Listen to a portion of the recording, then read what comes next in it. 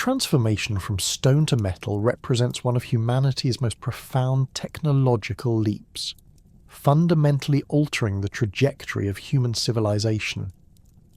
This revolutionary shift began around 3300 BC in the mountainous regions of Anatolia and the Caucasus, where abundant copper ores and the necessary high-temperature furnace technology first converged to create the conditions for metallurgy. The earliest evidence of copper smelting appears in the archaeological record at sites like Bela Vode in Serbia, where copper artifacts dating to approximately 5000 BC demonstrate that humans had already begun extracting metal from ore through controlled heating processes. However, pure copper, while malleable and useful for decorative items and simple tools, possessed significant limitations. The metal was relatively soft, prone to bending under stress, and required frequent resharpening when used for cutting implements. These constraints meant that stone tools continued to dominate practical applications throughout the Chalcolithic period. The breakthrough came through what appears to have been an accidental discovery in the smelting workshops of Anatolia and the Caucasus region. Copper ores in these areas naturally contained trace amounts of tin, arsenic, and other metals. When smelted together, these impurities created alloys that were significantly harder and more durable than pure copper. The most significant of these discoveries was bronze, created when tin comprised approximately 12% of the copper-tin mixture. This alloy possessed remarkable properties. It was harder than copper, held a sharper edge longer, and could be cast into complex shapes that were impossible to achieve with stone. Archaeological excavations at Arslan Tepe in eastern Anatolia have revealed sophisticated metallurgical workshops dating to 3350 BC, complete with furnaces capable of reaching temperatures exceeding 1000 degrees Celsius. These installations included bellows systems, crucibles, and specialized tools for handling molten metal. The discovery of tin ingots at these sites, some bearing distinctive markings that suggest systematic trade networks, indicates that metallurgists were deliberately seeking out tin sources to create bronze alloys rather than relying solely on natural impurities in copper ores. The site of Catalhoyuk, occupied continuously from approximately 7500 to 5700 BC, provides crucial insight into the gradual adoption of metal technology. The earliest levels of the settlement show exclusive use of obsidian and flint tools, with copper appearing only as small decorative objects like beads and pins. By the later occupation phases, copper tools become more common, though they supplement rather than replace stone implements. Excavations have uncovered copper axes, awls, and fishhooks alongside traditional stone scrapers and blades, suggesting a transitional period where both technologies coexisted. The workshops at Catalhoyuk reveal the emergence of specialized craftsmen who devoted their time exclusively to metalworking. These individuals possessed knowledge of ore identification, smelting temperatures, and alloy compositions that required years of training to master. Unlike stone tool production, which could be learned relatively quickly and practiced by most community members, metallurgy demanded dedicated specialists with access to specific raw materials and equipment.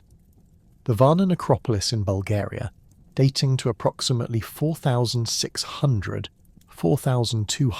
BC, provides perhaps the most dramatic evidence of the social transformations accompanying the adoption of metal technology.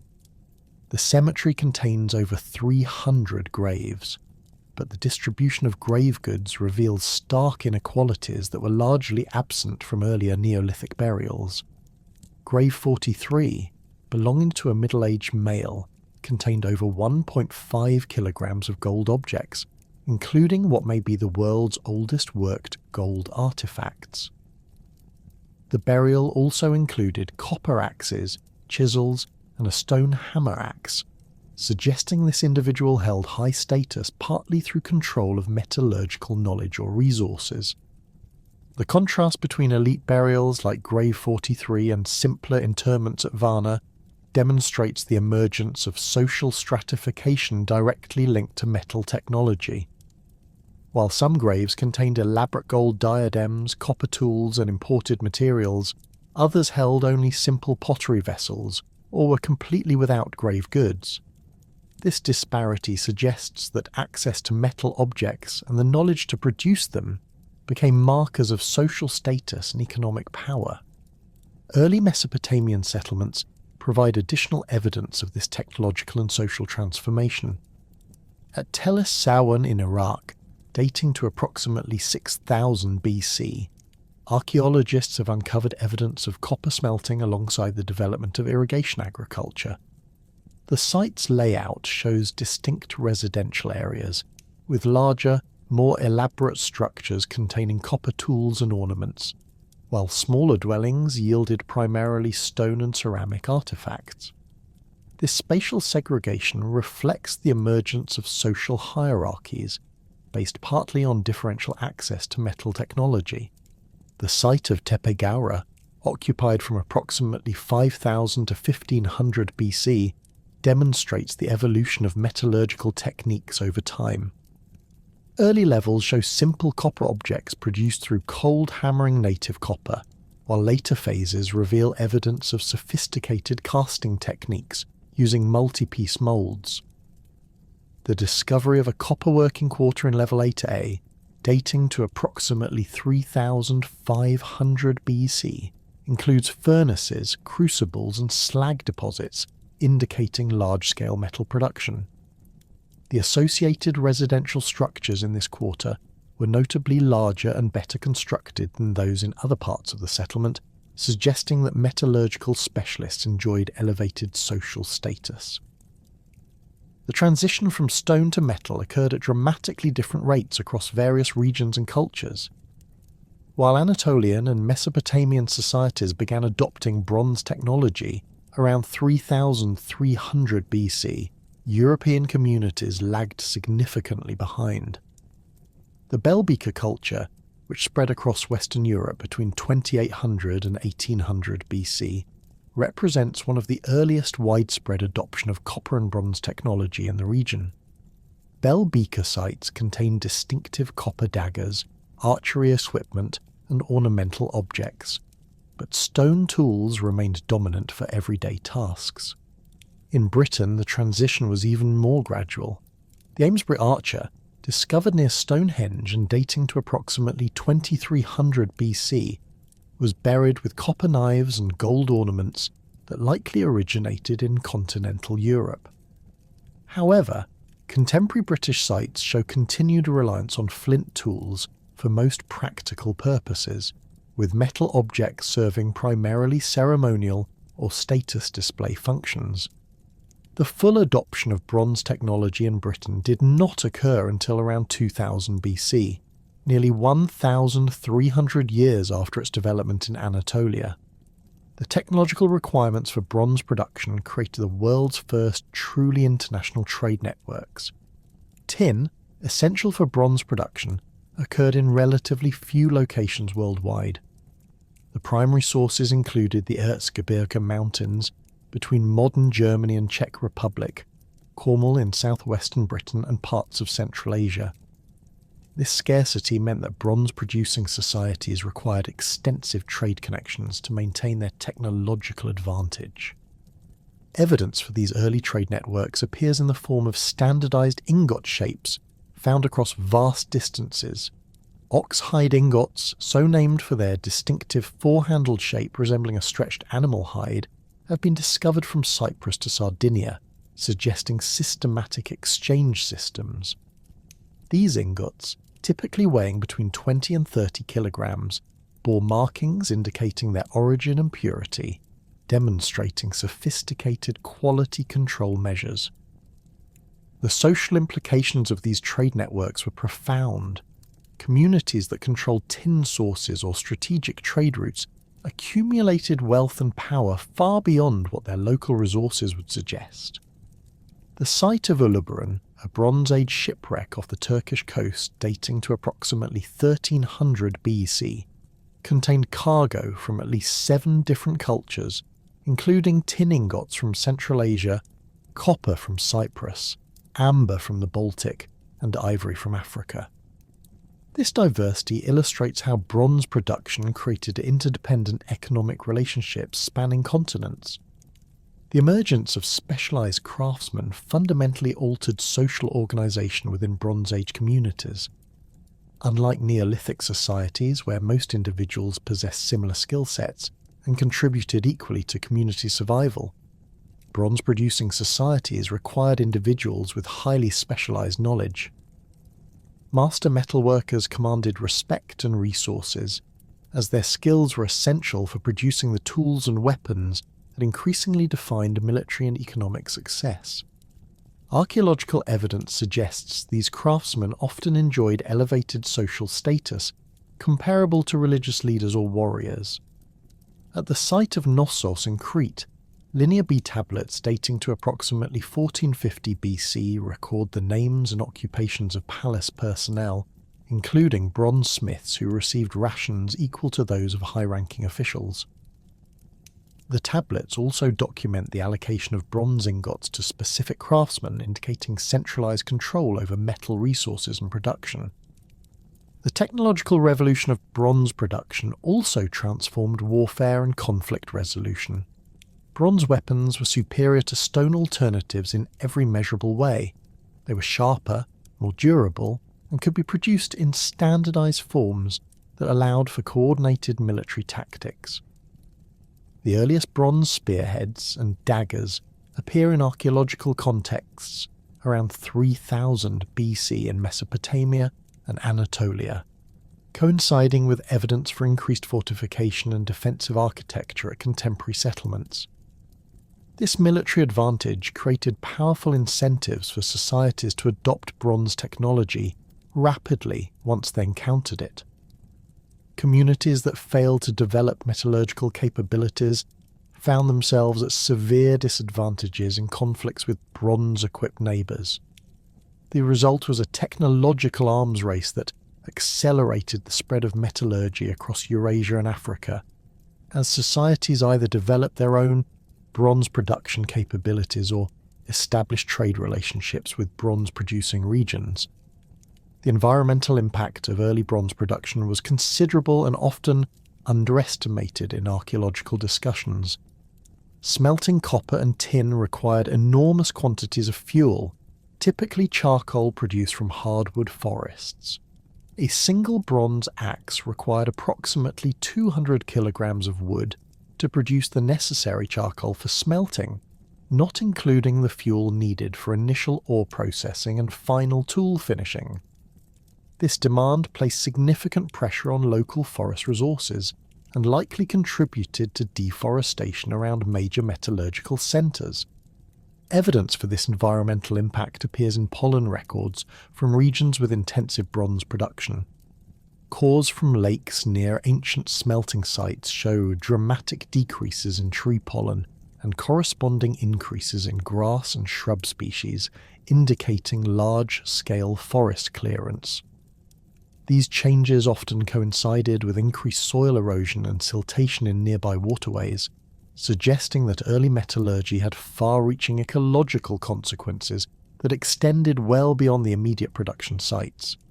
The mastery of bronze production between 3000 and 2500 BC marked a technological revolution that fundamentally transformed human society. Building upon the foundational metallurgical knowledge developed in Anatolia and the Caucasus, craftsmen across the ancient world began perfecting sophisticated techniques that pushed the boundaries of what was possible with metal technology. The development of lost wax casting, known as cire perdue, represented perhaps the most significant advancement in bronze working during this period. This technique, first documented at sites in Mesopotamia around 2800 BC, allowed artisans to create complex three-dimensional objects with intricate details that were impossible to achieve through simple hammering or basic mold casting. The process began with the creation of a detailed wax model of the desired object, which was then covered in multiple layers of clay to form a mold. When heated, the wax melted and drained away through specially created channels, leaving a hollow cavity that perfectly matched the original wax form. Molten bronze poured into this cavity created objects with a remarkable precision and detail. Archaeological evidence from the Royal Cemetery at demonstrates the sophistication of lost wax casting by 2600 BC. The tomb of Queen Pwabi contained bronze vessels with elaborate decorative elements, including delicate figurines and complex geometric patterns that could only have been produced through this advanced technique. X-ray analysis of these artifacts reveals internal structures consistent with lost wax casting, including characteristic porosity patterns and metal flow indicators that distinguish this method from simpler casting techniques. The perfection of bronze alloying ratios during this period required extensive experimentation and accumulated knowledge passed down through generations of specialized craftsmen. Mesopotamian metallurgists discovered that different applications demanded specific tin-to-copper ratios for optimal performance. Weapons and cutting tools performed best with tin content between 10 and 12%, providing maximum hardness while maintaining workability. Decorative objects and vessels, which required malleability for detailed work, used lower tin concentrations of 6 to 8%. Bells and musical instruments demanded higher tin content, sometimes reaching 20%, to achieve the resonant qualities desired for acoustic applications. Spectroscopic analysis of bronze artifacts from Harappan sites in the Indus Valley reveals sophisticated understanding of these principles by 2500 BC. Bronze axes from Harappa consistently show tin content of 11.2%, remarkably close to the optimal ratio for cutting tools. In contrast, decorative bangles from the same site contained 7.8% tin, indicating deliberate adjustment of alloy composition based on intended function. This precision suggests standardized production methods and quality control measures that required extensive technical knowledge and organizational systems. The development of specialized furnaces and workshops transformed bronze production from small-scale craft activity to industrial-level manufacturing. The site of Tepe Yahya in southeastern Iran provides exceptional evidence of these technological advances. Excavations have revealed a metallurgical complex dating to 2700 BC that included multiple furnace types designed for different stages of bronze production. Primary smelting furnaces, constructed with thick ceramic walls and sophisticated air circulation systems, reach temperatures exceeding 1200 degrees Celsius through the use of leather bellows operated by teams of workers. Secondary refining furnaces at Tepe Yahya featured innovative designs that allowed precise temperature control during the critical alloying process. These smaller installations included adjustable air vents and removable ceramic linings that could be replaced when damaged by repeated heating cycles. The discovery of standardized crucibles with capacity markings indicates systematic approaches to batch production, with specific quantities of copper and tin measured and combined according to established formulas. Workshop organization at major bronze production centers reveals the emergence of complex manufacturing hierarchies. The metallurgical quarter at Kanesh in Anatolia, dating to 2500 BC, contained distinct areas for different production stages. Raw material storage areas held carefully sorted copper and tin ingots, while preparation workshops housed grinding stones and scales for measuring alloy components. Casting areas featured multiple furnace types and extensive collections of molds for producing standardized tool and weapon forms. The revolution in warfare technology during this period fundamentally altered military tactics and social organization across the ancient world. Bronze weapons offered unprecedented advantages over stone alternatives, combining superior cutting ability with a durability that allowed sustained combat operations. The earliest bronze spearheads from this period, discovered at sites like Tel Brak in Syria, featured sophisticated designs with reinforced sockets that prevented breakage during thrusting attacks. These weapons measured between 20 and 35 centimeters in length, with carefully calculated weight distribution that balanced penetrating power with maneuverability. Bronze sword development progressed rapidly during this period, evolving from simple daggers to sophisticated weapons designed for specific combat roles. The site of Alaka-Hoyuk in Anatolia has yielded bronze swords dating to 2600 BC that demonstrate remarkable metallurgical skill. These weapons featured complex hilts cast in single pieces with the blade, eliminating weak points that plagued earlier composite designs. Microscopic analysis reveals deliberate work hardening of cutting edges through controlled hammering, creating weapons that maintain sharp edges through extended use. The emergence of bronze armour marked another revolutionary development in military technology. Early bronze helmets from sites in Mesopotamia and Anatolia show sophisticated understanding of protective design principles. The helmet discovered in the royal cemetery at Ur, dating to approximately 2600 BC, features a distinctive conical shape that deflected blows while distributing impact forces across the entire structure.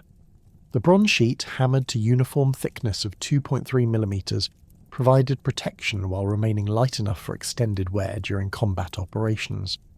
Scale armour systems developed during this period represented complex manufacturing challenges that required coordinated production efforts. Archaeological evidence from Ebla in Syria reveals workshops producing hundreds of small bronze scales, each measuring approximately 3 by 2 centimeters, that were sewn onto leather backing to create flexible protective garments. The uniformity of these scales, with consistent thickness and standardized attachment holes, indicates mass production techniques that supported equipped military forces numbering in the hundreds. The social implications of advanced bronze weaponry extended far beyond military applications. Professional warrior classes emerged in societies that could support specialized military personnel equipped with expensive bronze weapons and armor. Burial evidence from this period shows clear distinctions between warrior elites and general population members. The warrior burial at Arslan Tepe, dating to 2900 BC, contained a complete bronze weapon set including spear, sword, dagger, and mace, representing a monetary value equivalent to several years of agricultural production for an average farmer. Military hierarchies developed to organize and command these professional warriors, creating new forms of social stratification based on military rank and combat effectiveness. Mesopotamian texts from slightly later periods describe military units organized around bronze weapon types, with spearmen, archers, and sword fighters operating under specialized commanders. These organizational structures required administrative systems to track personnel, equipment, and supply requirements, contributing to the development of complex bureaucratic institutions. Agricultural innovations during this period leveraged bronze technology to achieve unprecedented increases in crop yields and farming efficiency. Bronze ploughs represented perhaps the most significant advancement, allowing farmers to break ground that was previously impossible to cultivate with wooden or stone implements. The bronze ploughshare discovered at Susa, dating to 2700 BC, measures 28 centimeters in length with a carefully shaped cutting edge that could penetrate compacted soil while turning furrows for optimal seed placement. The design of bronze agricultural tools reflected sophisticated understanding of mechanical principles and ergonomic considerations. Bronze sickles from this period featured curved blades with serrated edges that cut grain stalks cleanly without crushing the stems. The sickle from Tepe Hisar shows a blade angle of 35 degrees from the handle, calculated to maximize cutting efficiency while minimizing user fatigue during extended harvesting operations. Handle attachments used bronze rivets and reinforcing plates that distributed stress loads, preventing tool failure during intensive use. Bronze hoes and mattocks allowed farmers to work heavier soils and clear new agricultural areas previously unsuitable for cultivation. The matok head from Shahdad in Iran demonstrates advanced metallurgical techniques with a socket design that secured the wooden handle through mechanical compression rather than simple binding. This connection method prevented loosening during use and allowed rapid handle replacement when necessary. The agricultural productivity gains from bronze tools supported larger population concentrations and enabled surplus production that funded other economic activities. Settlement size increases during this period correlate directly with the adoption of bronze agricultural technology. Tel Lelan in Syria expanded from approximately 15 hectares around 3000 BC to over 90 hectares by 2500 BC, coinciding with archaeological evidence for widespread bronze tool use in surrounding agricultural areas. Artistic and ceremonial applications of bronze during this period demonstrate the material's significance beyond purely functional uses. Bronze vessels from elite contexts show remarkable technical and aesthetic sophistication. The ceremonial cauldron from the royal cemetery at her features elaborate decorative elements, including cast animal figures and complex geometric patterns created through lost wax casting techniques. The vessel's capacity of 47 litres and weight of 23 kilograms made it suitable only for special occasions, indicating its role in religious or state ceremonies. Religious artifacts from this period reveal bronze's symbolic associations with divine power and eternal durability. The bronze cult statue fragments from Tel Asma show sophisticated understanding of human anatomy and proportional relationships.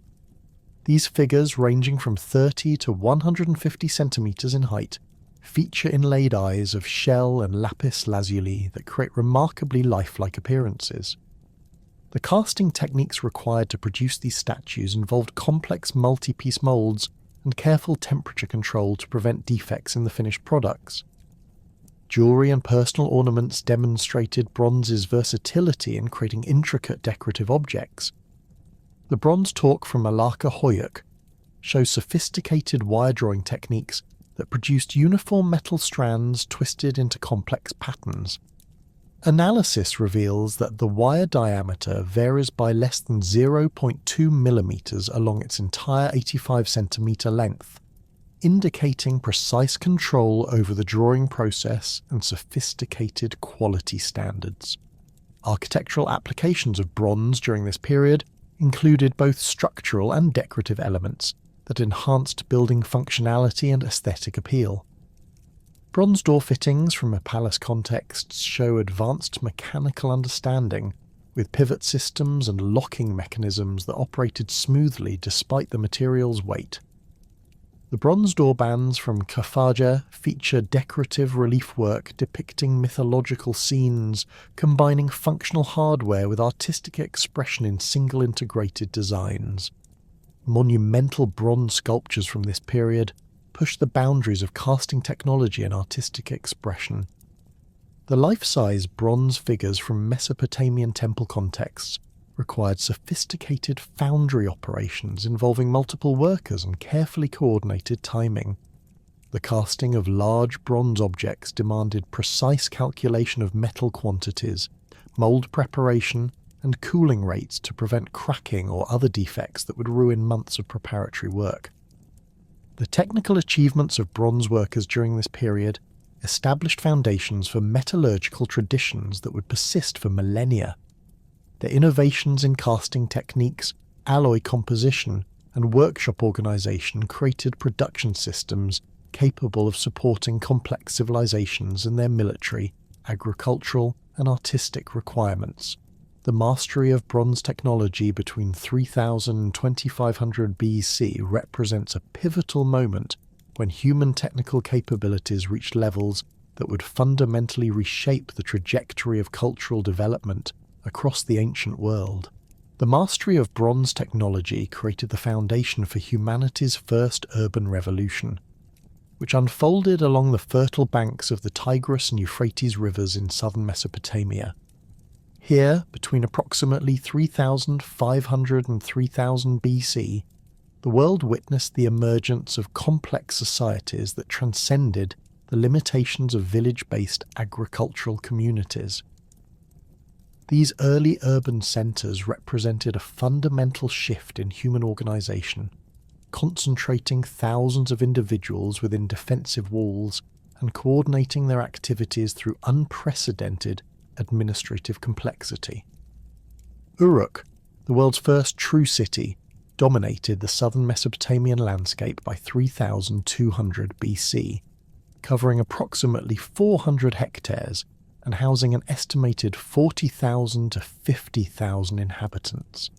Archaeological excavations have revealed a settlement organised around massive temple complexes, with the White Temple standing atop a 13-metre artificial platform that required coordinated labour from hundreds of workers over multiple construction seasons.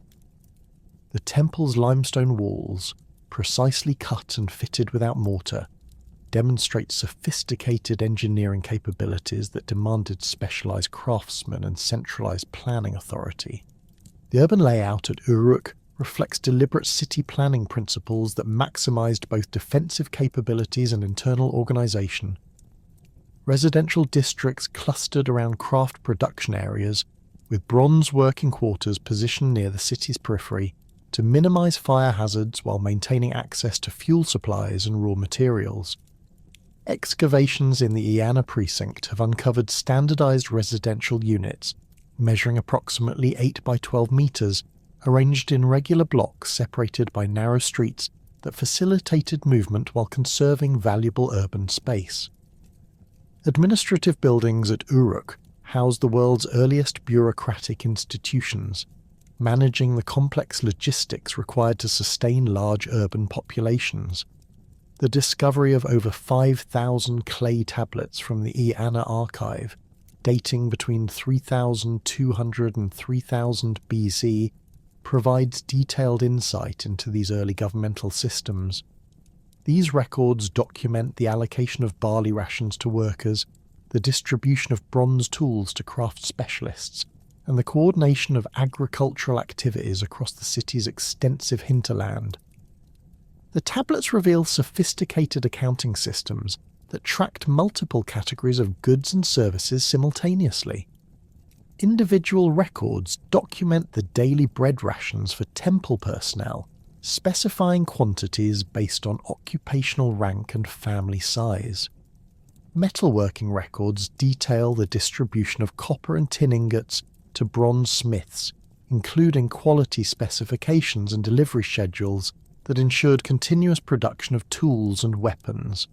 Agricultural accounts track seed distribution, field assignments, and harvest yields across hundreds of individual plots managed by the temple administration.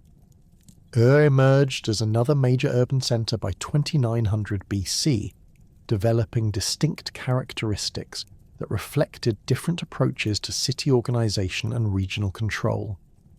The settlement's location near the Persian Gulf provided access to maritime trade networks that connected Mesopotamia with the Indus Valley, the Iranian Plateau, and the Arabian Peninsula. Archaeological evidence from the royal cemetery demonstrates Ur's accumulation of wealth through these trade connections, with grave goods including lapis lazuli from Afghanistan, carnelian from the Indus region, and gold from Anatolia. The urban planning at Ur incorporated sophisticated water management systems that addressed the challenges of maintaining large populations in an arid environment. Canal networks channeled water from the Euphrates through the city, supplying residential districts and craft workshops while providing drainage for waste removal. The main canal, measuring 12 metres in width and lined with fired brick, required engineering expertise that coordinated surveying, construction and maintenance across multiple administrative districts. Residential architecture at Ur reveals social stratification that reflected the city's complex economic hierarchies. Elite houses in the central districts featured multiple courtyards, private wells, and dedicated workshop spaces for specialised craft production. These structures, built with fired brick and decorated with bronze fittings, contrasted sharply with peripheral residential areas where single-room dwellings housed the majority of the urban population. The disparity in building materials and architectural sophistication demonstrates the concentration of wealth among administrative and commercial elites. The development of cuneiform writing around 3200 BC revolutionized human communication and administrative capability, emerging from the practical needs of urban management in these early Mesopotamian cities. The earliest cuneiform tablets from Uruk contain pictographic symbols representing concrete objects and quantities, gradually evolving into a system capable of recording abstract concepts and complex grammatical relationships. This writing system used wedge-shaped marks impressed into clay tablets with reed styluses, creating permanent records that could be stored, transported, and referenced across extended periods. Scribal schools at and other major cities trained specialists in cuneiform writing, mathematics, and administrative procedures. Excavations at the Scribal Quarter in Nippur have revealed practice tablets containing student exercises, including mathematical calculations, literary compositions, and legal document templates. These educational institutions produced the literate bureaucrats essential for managing complex urban societies, creating professional classes whose specialized knowledge commanded significant social status and economic rewards. The evolution of cuneiform from simple accounting notation to sophisticated literary expression occurred rapidly between 3000 and 2500 BC. The Epic of Gilgamesh, preserved in later copies but originating in early Sumerian compositions, demonstrates the system's capacity for recording complex narratives, philosophical concepts, and cultural values. Legal documents from this period show cuneiform's application to recording contracts, property transfers, and judicial decisions that required precise language and standardized terminology. Mathematical innovations accompanying cuneiform development established computational systems that supported urban administration and architectural construction. Mesopotamian mathematicians developed sexagesimal notation using base 60 calculations that facilitated complex engineering projects and astronomical observations. Clay tablets from Kanesh contain multiplication tables, geometric formulas, and architectural calculations that demonstrate sophisticated mathematical understanding applied to practical construction problems. The emergence of formal legal codes represented another fundamental innovation of early Mesopotamian civilization, establishing standardized procedures for resolving disputes and maintaining social order within complex urban environments. The Code of Ur-Nammu, dating to approximately 2100 BC, represents the world's earliest known comprehensive legal document, prescribing specific punishments for various crimes and establishing procedures for civil litigation. This legal framework addressed issues ranging from property theft and adultery to commercial fraud and personal injury, creating predictable consequences that facilitated social stability. Hammurabi's Code, promulgated around 1750 BC, expanded these legal principles into a comprehensive system governing all aspects of Babylonian society. The Code's 282 laws covered commercial transactions, family relationships, property rights, and criminal penalties, establishing precedents that influenced legal development throughout the ancient Near East. The famous principle of proportional justice, an eye for an eye, reflected attempts to limit revenge cycles while ensuring appropriate punishment for criminal behavior. Legal procedures described in these codes required sophisticated administrative systems to implement effectively. Court records from Mari and Kanesh document judicial processes involving multiple witnesses, documentary evidence, and appeals procedures that ensured fair treatment for litigants. Professional judges, trained in legal precedents and administrative procedures, presided over these courts, creating specialized institutions that separated judicial functions from religious or military authority. The Akkadian Empire, established by Sargon around 2334 BC, represented the world's first multi-ethnic imperial state. unifying diverse Mesopotamian city-states under centralized political control. Sargon's military innovations included professional armies equipped with standardized bronze weapons, coordinated infantry formations, and siege techniques that overcame traditional city fortifications. His forces used composite bows with bronze-tipped arrows, bronze-headed spears arranged in phalanx formations, and bronze axes designed for both combat and siege operations. Administrative reforms under Akkadian rule created imperial bureaucracies that managed territories extending from the Persian Gulf to the Mediterranean coast. Provincial governors, appointed from Sargon's inner circle, supervised local administrators while reporting to central authorities in Akkad. This system required extensive communication networks, standardized administrative procedures, and cultural policies that balanced imperial control with local autonomy. Akkadian cultural achievements included artistic innovations that synthesized Sumerian traditions with influences from conquered territories. The victory stele of Naram Sin demonstrates sophisticated relief sculpture techniques, depicting the king's military triumph with realistic proportions and dynamic compositions that influenced artistic development throughout the region. Bronze sculptures from this period show similar technical advancement, combining traditional Mesopotamian themes with naturalistic representation that reflected expanded cultural horizons. Trade networks under Akkadian administration extended throughout the known world, facilitating cultural exchange and technological diffusion on unprecedented scales. Akkadian merchants established trading posts from Anatolia to the Indus Valley, creating commercial relationships that persisted long after the empire's political collapse. These networks distributed Mesopotamian bronzeworking techniques, cuneiform writing systems, and administrative practices across vast geographical areas.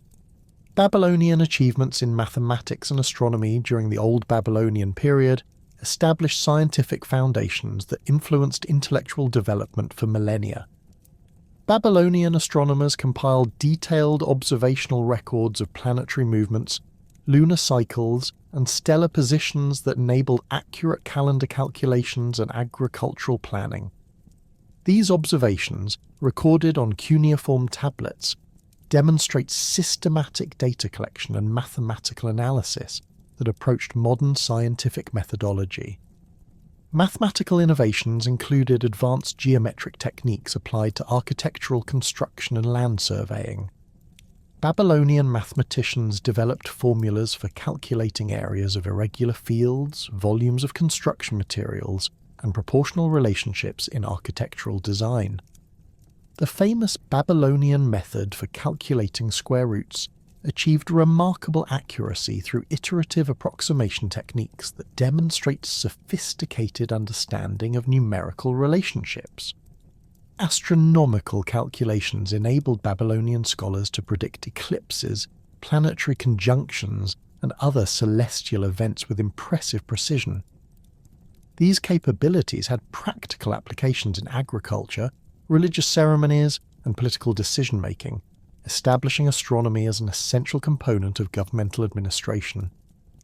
Babylonian astronomical knowledge spread throughout the ancient world through trade contacts and diplomatic relationships, influencing Greek, Persian, and Indian scientific traditions.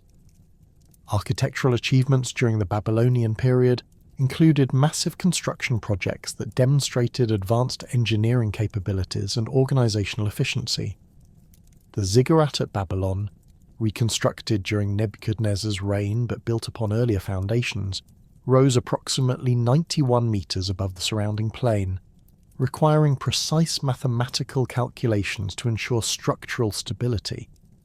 The monument's 7 ascending levels, connected by external staircases and internal ramps, accommodated religious ceremonies while serving as visible symbols of royal authority. The Assyrian Empire revolutionized military technology and organization, creating professional armies that dominated Near Eastern warfare for over 7 centuries.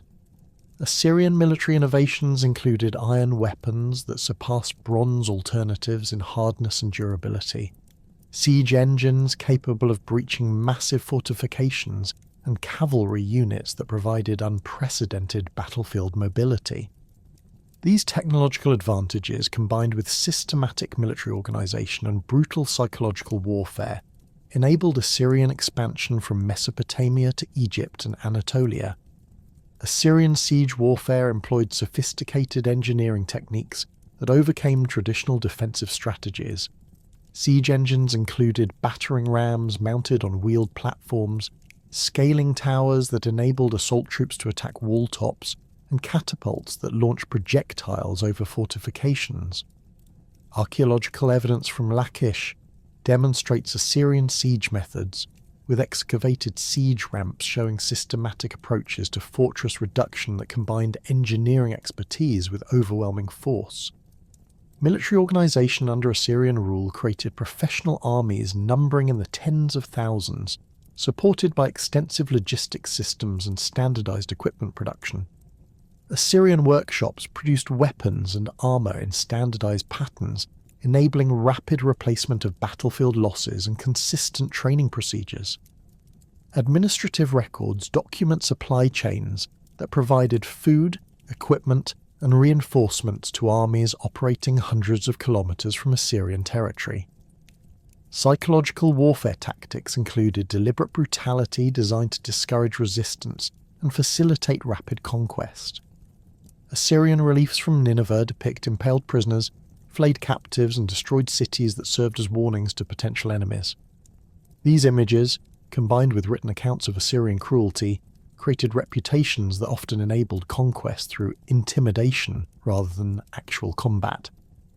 Administrative innovations under Assyrian rule included provincial systems that balanced central control with local administration, communication networks that enabled rapid information transmission across the empire, and cultural policies that managed diverse ethnic populations. Assyrian governors supervised local officials while implementing imperial policies, creating administrative hierarchies that maintained order across vast territories with diverse populations and conflicting interests. Trade networks during the Assyrian period extended from Central Asia to the Atlantic coast, creating commercial relationships that facilitated cultural exchange and technological diffusion throughout the known world. Assyrian merchants operated under imperial protection, establishing trading posts and commercial relationships that persisted beyond the empire's political boundaries. These networks distributed Mesopotamian technologies, artistic styles, and administrative practices across 3 continents, creating cultural connections that influenced civilizational development for centuries.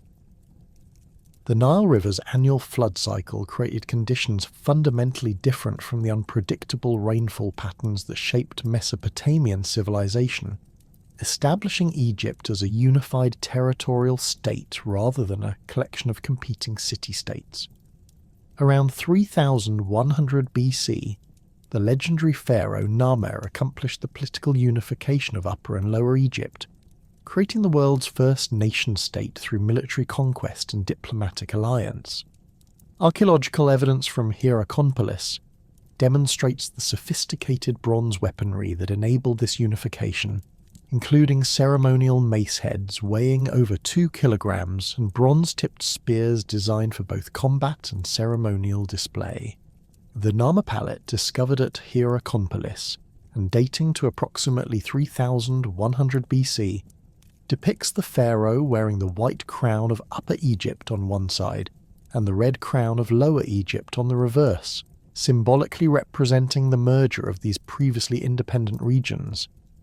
The palette's intricate carvings show bound prisoners, decapitated enemies, and tribute bearers, illustrating the military conquest that preceded political integration.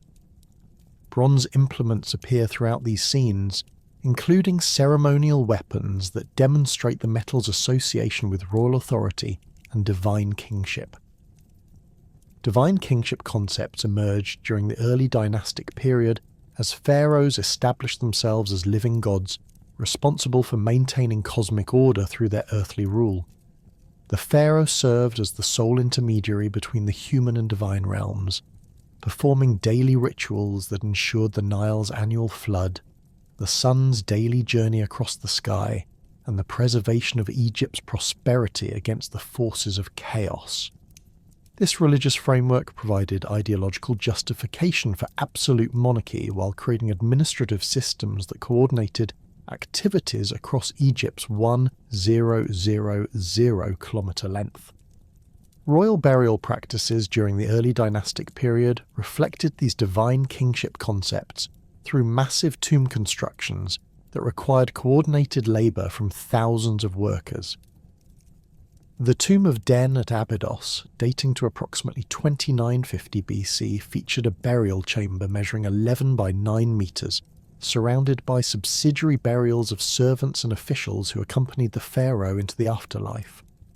Bronze grave goods included ceremonial daggers, ritual vessels, and personal ornaments that demonstrated the metal's significance in royal mortuary practices. Administrative developments during this period established bureaucratic institutions that managed Egypt's agricultural resources, craft production, and trade relationships with neighbouring regions. Hieroglyphic inscriptions from royal tombs document titles and responsibilities of court officials, including overseer of bronze workers, controller of the treasury, and master of royal construction projects.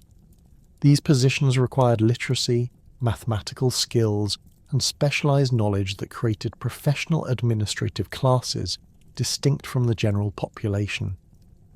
The transition to the Old Kingdom around 2686 BC marked Egypt's emergence as a major Bronze Age power, characterised by unprecedented architectural achievements and sophisticated state organisation. The Pharaoh Djoser's Step Pyramid at Saqqara, designed by the architect Imhotep around 2670 BC, established architectural principles that would define Egyptian monumental construction for the next millennium. The pyramid's 6-step structure rose 62 metres above the surrounding desert, requiring precise mathematical calculations and engineering expertise that coordinated the efforts of specialised work gangs over multiple construction seasons. Construction techniques for the step pyramid employed bronze tools that enabled precision stone cutting impossible with earlier copper implements. Archaeological excavations at Saqqara have uncovered bronze chisels, saws, and measuring instruments used by stonemasons to achieve the uniform block sizes and precise joint fitting that characterised Old Kingdom architecture. The pyramid's internal chambers feature granite blocks weighing up to 15 tons, positioned with tolerances measured in millimetres through the use of bronze levers, ramps and measuring devices. The Great Pyramid of Khufu at Giza, completed around 2560 BC, represents the pinnacle of Old Kingdom engineering achievement and organisational capability. The monument's base covers 13.1 acres with sides measuring 230 metres in length, aligned to cardinal directions with accuracy exceeding 99.9%. Construction required approximately 2.3 million stone blocks averaging 2.5 tons each, quarried, transported, and positioned through systematic work organisation that employed an estimated 20,000 workers during peak construction periods. Bronze tools discovered in workers' villages near the Giza pyramids demonstrate the technological foundation for these massive construction projects. Copper and bronze implements included specialised stone-cutting chisels with hardened edges, bronze-tipped wooden levers for moving heavy blocks, and precision measuring tools that ensured architectural accuracy. The workers' cemetery contains graves of individuals with skeletal evidence of heavy labour, buried with bronze tools that indicate their specialised roles in pyramid construction. Khafre's pyramid complex, completed around 2532 BC, incorporated architectural innovations that reflected advancing engineering capabilities and expanded religious concepts. The complex included a valley temple connected to the pyramid by a covered causeway, demonstrating sophisticated understanding of ceremonial architecture and processional requirements. The Great Sphinx, carved from a single limestone outcrop, measures 73 metres in length and 20 metres in height, requiring coordinated efforts from teams of sculptors working with bronze tools over multiple years. State organisation during the Old Kingdom created administrative systems that managed Egypt's resources with remarkable efficiency, enabling the concentration of wealth and labour necessary for monumental construction projects. Provincial governors, appointed by the pharaoh, supervised local officials while coordinating tribute collection, labour recruitment, and resource allocation according to central directives. Administrative papyri from this period document systematic record-keeping that tracked agricultural production, craft output, and population statistics across Egypt's numerous administrative districts. The Palermo stone, a fragmentary royal chronicle dating to the 5th dynasty, records annual Nile flood levels, tax assessments, and major construction projects that demonstrate systematic governmental planning extending across multiple reigns. These records show coordinated economic policies that balanced agricultural production with monumental construction, maintaining social stability while achieving architectural goals that required decades of sustained effort. The stone documents bronze production statistics, including quantities of metal allocated to specific projects and workshops throughout Egypt. Pyramid construction logistics required sophisticated supply chains that coordinated activities across hundreds of kilometres. Limestone quarries at Tura, located 15 kilometres south of Giza, supplied fine-quality stone for pyramid casing through Nile transport systems that moved blocks weighing up to 15 tons.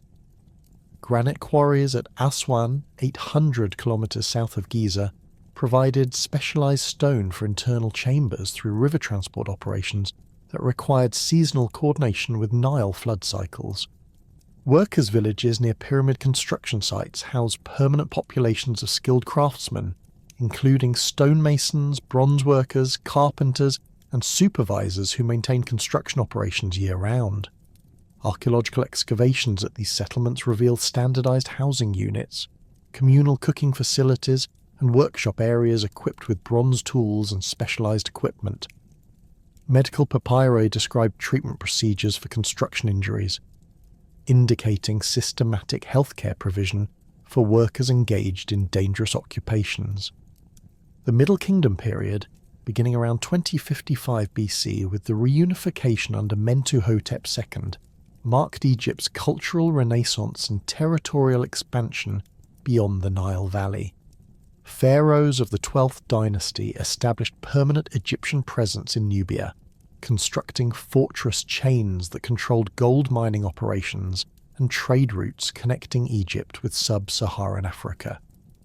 The fortress at Buhen, built during Senusret I's reign around 1950 BC, featured massive mud brick walls reinforced with bronze fittings and defensive systems that incorporated advanced military engineering principles. Nubian gold mines operated under Egyptian control provided the precious metal that financed Middle Kingdom expansion and monumental construction projects. Archaeological evidence from mining sites shows systematic extraction operations, employing thousands of workers supervised by Egyptian administrators. Bronze mining tools, including picks, hammers, and ore processing equipment, enabled extraction operations that produced hundreds of kilograms of gold annually for the royal treasury.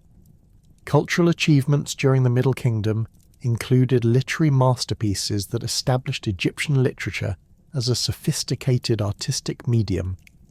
The Tale of Senuhe, composed during the 12th dynasty, demonstrates narrative techniques and psychological insight that influenced literary development throughout the ancient Near East.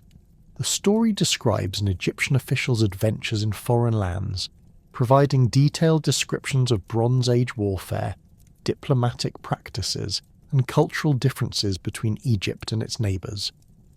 Middle Kingdom art and architecture reflected renewed confidence and expanded cultural horizons through realistic portraiture and architectural innovations that departed from Old Kingdom conventions. Statuary from this period shows individualized facial features and emotional expressions that suggest artistic interest in psychological representation rather than purely idealized forms.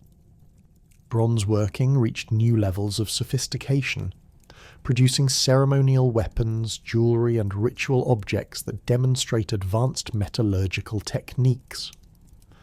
The Second Intermediate Period, beginning around 1650 BC, witnessed Egypt's temporary fragmentation and the Hyksos invasion that introduced new military technologies and cultural influences. The Hyksos, likely originating from the Levantine region, established control over northern Egypt through superior bronze weaponry, horse-drawn chariots, and composite bows that gave them decisive military advantages over traditional Egyptian forces. Archaeological evidence from Tel el-Dabair shows Hyksos settlements with distinctly non-Egyptian material culture, including bronze weapons types unknown in earlier Egyptian contexts. Hyksos military innovations included bronze-scale armour, improved bronze sword designs, and siege techniques that overcame Egyptian fortress defences. The composite bow, constructed from wood, horn, and sinew layers, provided greater range and penetrating power than traditional Egyptian bows. Horse-drawn chariots revolutionized battlefield mobility, enabling rapid deployment of archers and quick withdrawal from combat situations. These technological advantages allowed relatively small Hyksos forces to control territories previously defended by much larger Egyptian armies. Cultural exchange during Hyksos rule introduced new artistic styles, religious concepts, and technological innovations that enriched Egyptian civilization despite the political disruption. Hyksos scarabs show artistic synthesis combining Egyptian hieroglyphic writing with Canaanite decorative motifs. Bronze working techniques improved through contact with Levantine metallurgical traditions, producing weapons and tools with enhanced durability and performance characteristics. The expulsion of the Hyksos around 1550 BC by Ahmose first initiated the New Kingdom period and Egypt's emergence as the dominant imperial power in the eastern Mediterranean. Egyptian military reforms incorporated Hyksos innovations while developing new tactics and organizational systems that supported sustained military campaigns beyond Egypt's traditional borders. Professional armies replaced militia forces, creating military institutions that coordinated infantry, chariot units, and specialized support troops in complex battlefield operations. Hatshepsut's reign demonstrated that successful pharaonic rule transcended gender boundaries through effective administration and ambitious construction projects. Her mortuary temple at Deir el-Bahari, carved into limestone cliffs on the west bank of the Nile, represents architectural innovation that harmonized built structures with natural landscape features. The temple's 3 terrace levels, connected by ramps and colonnades, required sophisticated engineering that coordinated stone cutting, transportation and construction across difficult terrain. Hatshepsut's trading expeditions to Punt, documented in detailed relief carvings at Deir el-Bahari, established commercial relationships that provided exotic goods, including incense, gold, ivory, and live animals for Egyptian temples and royal collections. These expeditions required coordination of naval forces, diplomatic personnel, and trading specialists who negotiated with foreign rulers and managed complex logistics across hundreds of kilometers of sea and land routes. Thutmose III's military campaigns established Egyptian control over territories extending from Nubia to the Euphrates River, creating the largest empire in Bronze Age history through systematic conquest and diplomatic alliance. The Battle of Megiddo around 1457 BC demonstrated Egyptian military superiority through coordinated infantry and chariot operations that defeated a coalition of Canaanite city-states. Egyptian records describe the capture of 924 chariots, 2,041 horses, and vast quantities of bronze weapons that equipped Egyptian forces for subsequent campaigns. Egyptian siege warfare during Thutmose III's campaigns employed innovative techniques that overcame fortified positions throughout the Levant. Siege equipment included bronze-tipped battering rams, scaling ladders reinforced with bronze fittings, and catapults that launched projectiles over defensive walls. The Siege of Joppa, recorded in Egyptian military annals, describes the use of soldiers hidden in large baskets to infiltrate the city, demonstrating tactical creativity that supplemented technological advantages. Ramesses II's reign marked the height of New Kingdom power and architectural achievement through massive construction projects and military campaigns that maintained Egyptian dominance despite increasing pressure from emerging powers. The temples at Abu Simbel, carved into sandstone cliffs overlooking the Nile, featured colossal statuary that projected Egyptian power throughout Nubia while demonstrating unprecedented architectural ambition. The larger temple's facade includes 4 seated statues of Ramesses, each measuring 20 meters in height, carved with precision that required coordinated efforts from teams of sculptors working with bronze tools over multiple years. The Battle of Kadesh around 1274 BC represented the largest chariot engagement in ancient warfare, with Egyptian and Hittite forces each fielding thousands of chariots in a conflict that determined control over the Levantine region. Egyptian military records describe tactical formations that coordinated infantry, chariot units, and archer support in complex battlefield maneuvers. Bronze weapons captured from Hittite forces demonstrate the technological sophistication that characterized late Bronze Age warfare, including improved sword designs and specialized armor systems. The Egyptian-Hittite peace treaty following Kadesh established a new balance of power in the Eastern Mediterranean that created opportunities for maritime civilizations to flourish beyond the direct control of the great territorial empires. On the island of Crete, separated from mainland political turmoil by 100 kilometers of open sea, a sophisticated Bronze Age civilization emerged that would revolutionize maritime trade and urban planning throughout the Mediterranean basin. The Minoans, named after the legendary King Minos by later archaeologists, developed a unique palace-centered society that combined advanced naval technology with peaceful commercial expansion, creating the first true thalassocracy in human history. Archaeological excavations at Knossos, beginning with Sir Arthur Evans in 1900, revealed a massive palace complex covering 20,000 square meters that served as the administrative, religious and economic centre of Minoan civilization. The palace's construction, initiated around 1900 BC and continuously modified until 1450 BC, demonstrates sophisticated architectural planning that integrated functional requirements with aesthetic considerations. Multi-storey buildings reached heights of 4 levels, supported by distinctive downward tapering columns painted in bright red that created open, airy spaces unlike the massive stone architecture of contemporary Egyptian and Mesopotamian structures. The palace's internal organisation reflects complex administrative systems that manage diverse economic activities across Crete and beyond. Storage magazines contained hundreds of large ceramic vessels called pithoi, with capacities ranging from 200 to 1,000 litres each, designed to hold olive oil, wine, grain and other agricultural products collected as tribute or trade goods. These storage facilities could accommodate supplies for thousands of people over extended periods, indicating systematic resource management that supported not only palace personnel, but also craft specialists, merchants and military forces. Minoan hydraulic engineering achievements at Knossos included sophisticated water management systems that provided fresh water supply, waste removal, and even indoor plumbing facilities that would not be matched in Europe until the Roman period. Clay pipes with carefully calculated diameters carried water from mountain springs to palace complexes through gravitational flow systems that maintained consistent pressure across multiple levels. Drainage systems included stone-lined channels that removed wastewater and rainwater runoff, preventing structural damage while maintaining sanitary conditions for dense urban populations.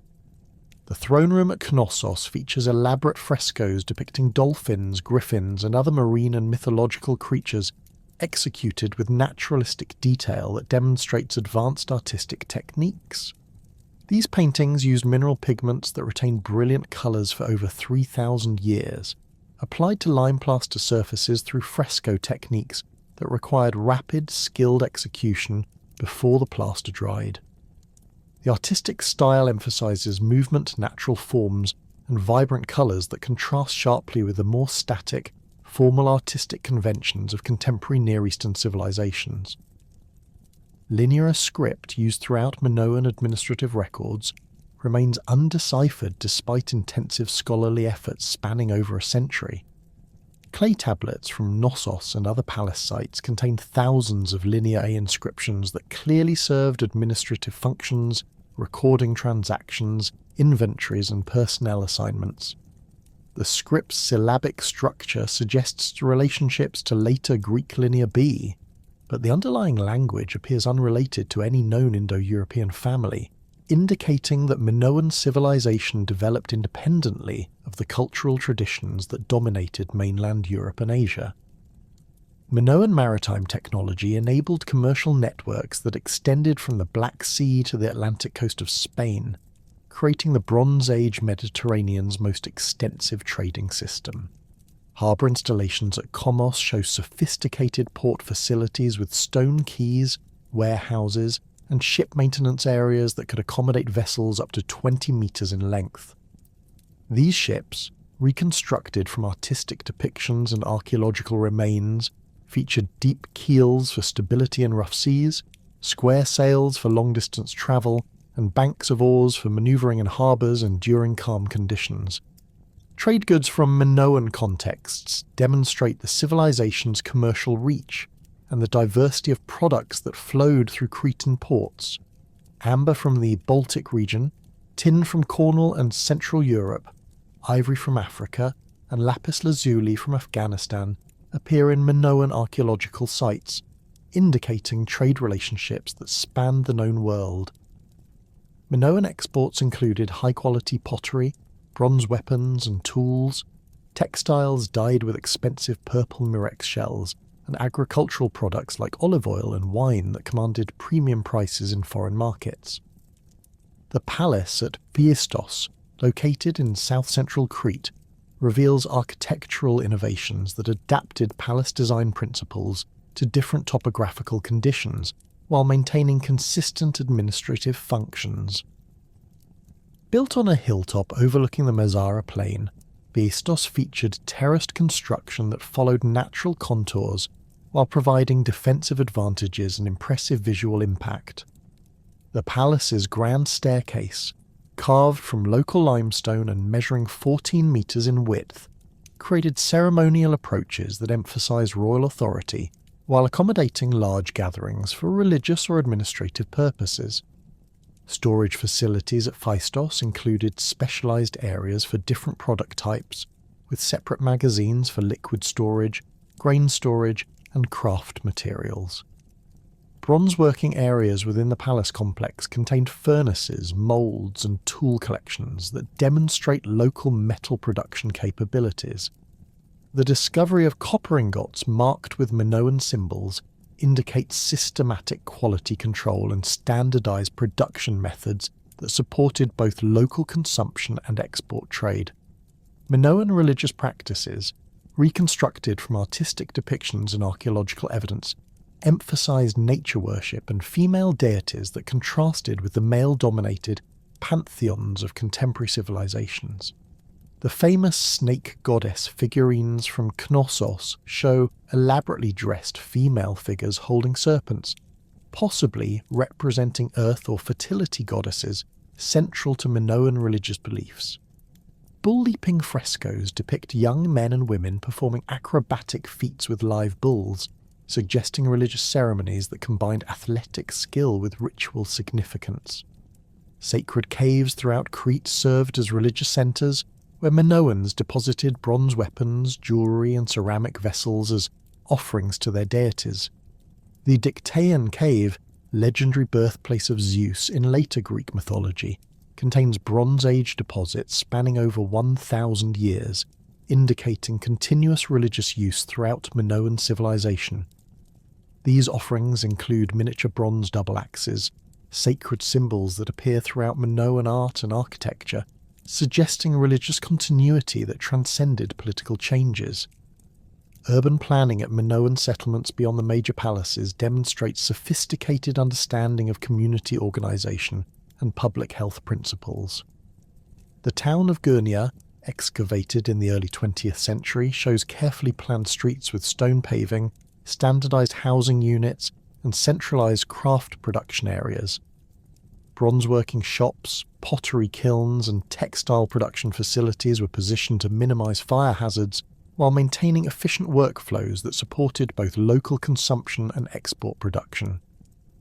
Minoan influence throughout the Eastern Mediterranean appears in artistic styles, architectural techniques, and technological innovations that spread through trade contacts and cultural exchange.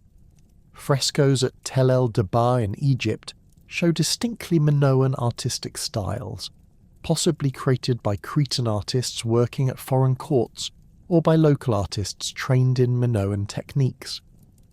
Bronze weapons and tools found throughout the Eastern Mediterranean show Minoan design characteristics, indicating either direct export of Cretan products or local production using Minoan technological knowledge. The mysterious collapse of Minoan civilization around 1450 BC remains one of archaeology's most debated questions, with evidence supporting multiple possible explanations that may have operated simultaneously. The massive volcanic eruption at Thera around 1500 BC created tsunamis and ashfalls that devastated northern Crete, destroying coastal settlements and disrupting agricultural production.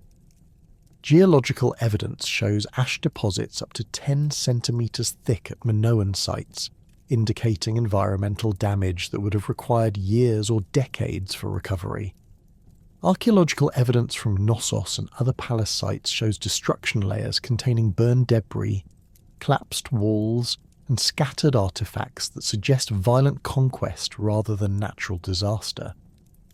Bronze weapons and arrowheads found in destruction contexts indicate military conflict, possibly involving Mycenaean Greeks, who subsequently occupied Cretan palaces and adapted Linear A script to write Greek language in Linear B tablets.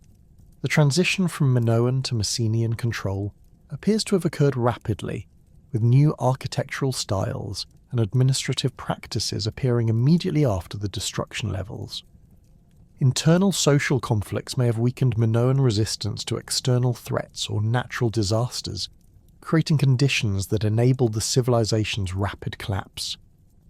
Evidence for social tension includes destruction of rural villas, abandonment of smaller settlements, and concentration of population in fortified positions that suggest internal warfare or social breakdown. The absence of obvious defensive walls around major Minoan centres indicates that the civilization developed during periods of relative peace but lacked military preparations for sustained conflict. Mycenaean civilization emerged on the Greek mainland around 1600 BC, developing from earlier Bronze Age cultures through contact with Minoan technology and possible population movements from Anatolia or the Balkans.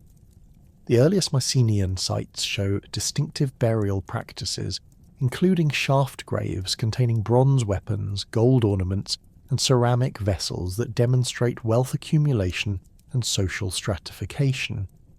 Grave Circle A at Mycenae, dating to 1600 to 1500 BC, contained burials with gold face masks, bronze daggers inlaid with precious metals, and imported luxury goods that indicate extensive trade relationships and accumulated wealth. Mycenaean palace architecture adapted Minoan design principles to mainland Greek conditions, while incorporating distinctive features that reflected different social and military priorities. The palace at Pylos, excavated by Carl Blegen in the 1930s, featured a central Megron hall measuring 13 by 11 metres, with a circular hearth surrounded by 4 columns supporting a clerestory roof that provided light and ventilation. This architectural form, unknown in Minoan palaces, became the standard design for Mycenaean royal residences and influenced later Greek temple architecture. Fortification systems at Mycenaean sites demonstrate military concerns that were largely absent from Minoan civilization, reflecting different geopolitical conditions on the fragmented Greek mainland. The walls at Mycenae, constructed from massive limestone blocks weighing up to 20 tons each, employed cyclopean masonry techniques that created virtually impregnable defences. The Lion Gate, the main entrance to the citadel, features a relieving triangle decorated with carved lions that proclaimed royal authority, while demonstrating sophisticated engineering that distributed structural loads to prevent collapse. Linear B script, deciphered by Michael Ventris in 1952, provides detailed insight into Mycenaean administrative systems and social organisation through thousands of clay tablets from Pylos, Knossos, and other palace sites. These records document complex bureaucratic hierarchies that managed agricultural production, craft specialisation, military organisation, and religious activities across territories encompassing hundreds of square kilometres. The tablets record personnel assignments, resource allocations, and tribute assessments that demonstrate systematic governmental control over diverse economic activities. Mycenaean military organisation, reconstructed from Linear B records and archaeological evidence, created professional warrior classes equipped with standardised bronze weapons and armour. Tablets from Pylos document military units organised by geographic regions, with specific numbers of chariots, infantry and support personnel assigned to each district. Bronze weapons from Mycenaean contexts include long swords, designed for slashing attacks, spears with reinforced sockets, and body armour constructed from bronze plates sewn onto leather backing. Chariot warfare dominated Mycenaean military tactics, with elite warriors fighting from two-wheeled vehicles drawn by specially trained horses. Archaeological remains of chariots from chamber tombs show sophisticated construction using bronze fittings, leather components, and wooden frameworks that balance durability with speed and manoeuvrability. Linear B tablets record chariot inventories, maintenance requirements, and personnel assignments that indicate systematic military organisation comparable to contemporary Near Eastern armies. Trade relationships established by Mycenaean merchants extended throughout the Mediterranean, creating commercial networks that distributed Greek products while importing raw materials and luxury goods. Mycenaean pottery appears at archaeological sites from Sicily to the Levant, indicating regular commercial contact that supplemented local production with specialised Greek ceramics. Bronze weapons and tools of Mycenaean manufacture have been found throughout the eastern Mediterranean, suggesting export of military equipment to foreign markets. The palace at Tiryns, with walls measuring up to 17 metres in thickness, demonstrates Mycenaean engineering capabilities applied to defensive architecture. Internal galleries within the walls provided protected movement routes and storage areas that could sustain sieges lasting months or years. The palace's water supply system included underground cisterns and protected access routes to external springs that ensured survival during extended blockades.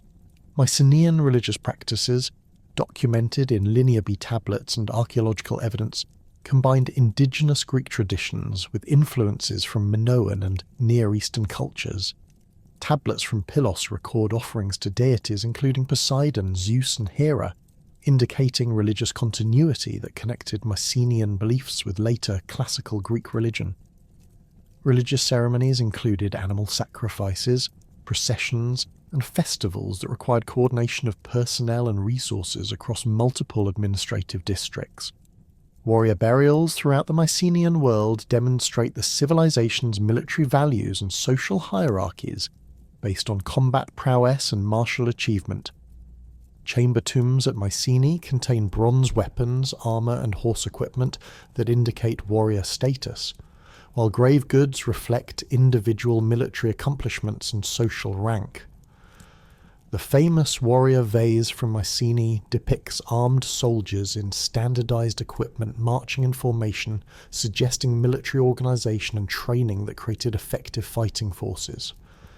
The Bronze Age collapse around 1200 BC devastated Mycenaean civilization through a combination of factors that remain incompletely understood despite extensive archaeological investigation. Destruction layers at major Mycenaean sites contain burned debris, collapsed structures, and evidence of violent conflict that suggests military conquest or internal warfare. The timing of these destructions, occurring within a few decades across multiple sites, indicates coordinated attacks or widespread social breakdown rather than isolated local conflicts. Sea peoples mentioned in Egyptian records from this period appear to have played significant roles in Bronze Age Mediterranean disruptions, possibly including attacks on Mycenaean territories.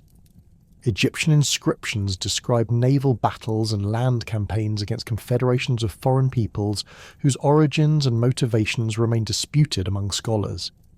Archaeological evidence for population movements and cultural changes throughout the eastern Mediterranean supports theories of large-scale migrations or invasions that disrupted established political systems. Climate change during the late 13th and early 12th centuries BC may have created agricultural crises that weakened Mycenaean society and contributed to political instability. Paleoclimatic evidence indicates cooling temperatures and reduced rainfall that would have decreased agricultural productivity throughout the eastern Mediterranean. These environmental pressures could have triggered population movements, resource conflicts, and social tensions that made Mycenaean civilization vulnerable to external attacks or internal collapse. The transition to the Greek Dark Ages following Mycenaean collapse involved dramatic population decline, technological regression, and cultural simplification that lasted approximately 400 years. Archaeological evidence shows abandonment of major settlements, cessation of monumental construction, and loss of literacy as Linear B script disappeared from use.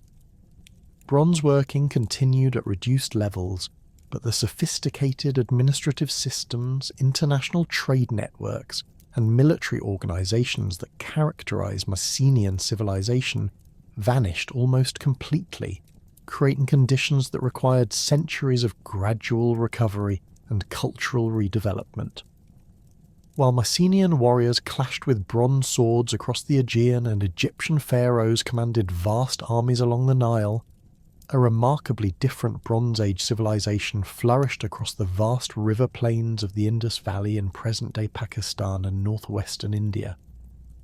The Harappan civilization, named after its first excavated site discovered in 1921, developed urban planning principles and technological innovations that in many ways surpassed their contemporary civilizations, yet left behind one of archaeology's most enduring mysteries through their undeciphered script and enigmatic disappearance.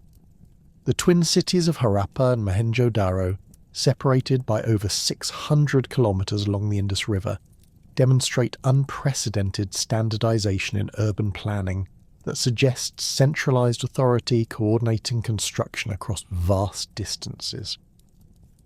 Mohenjo-Daro, covering approximately 250 hectares at its peak around 2500 BC, housed an estimated 40,000 inhabitants within a carefully planned grid system of streets running precisely north-south and east-west.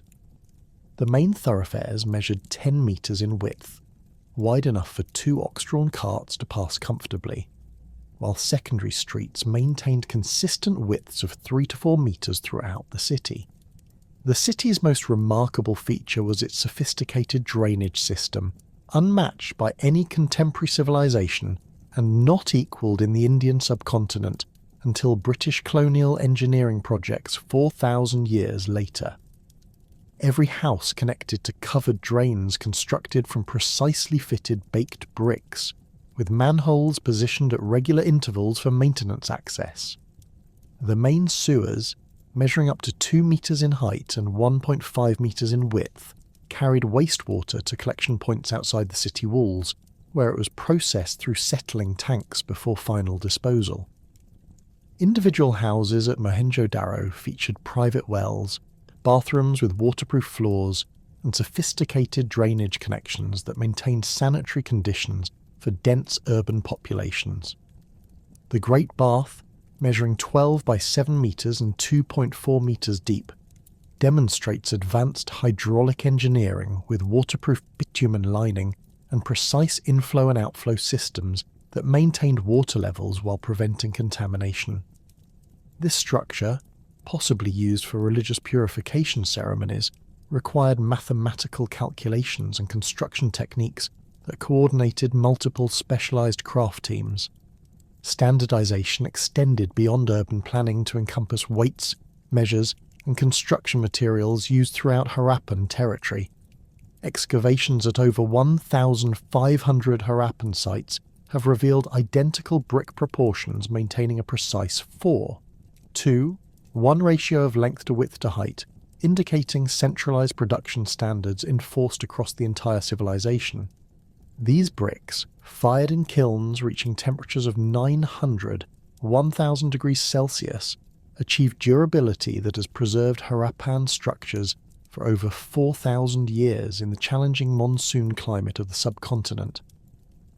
The Harappan weight system employed a binary progression based on units of 16, with standard weights ranging from 0.05 grams to 11 kilograms manufactured from precisely shaped stone cubes.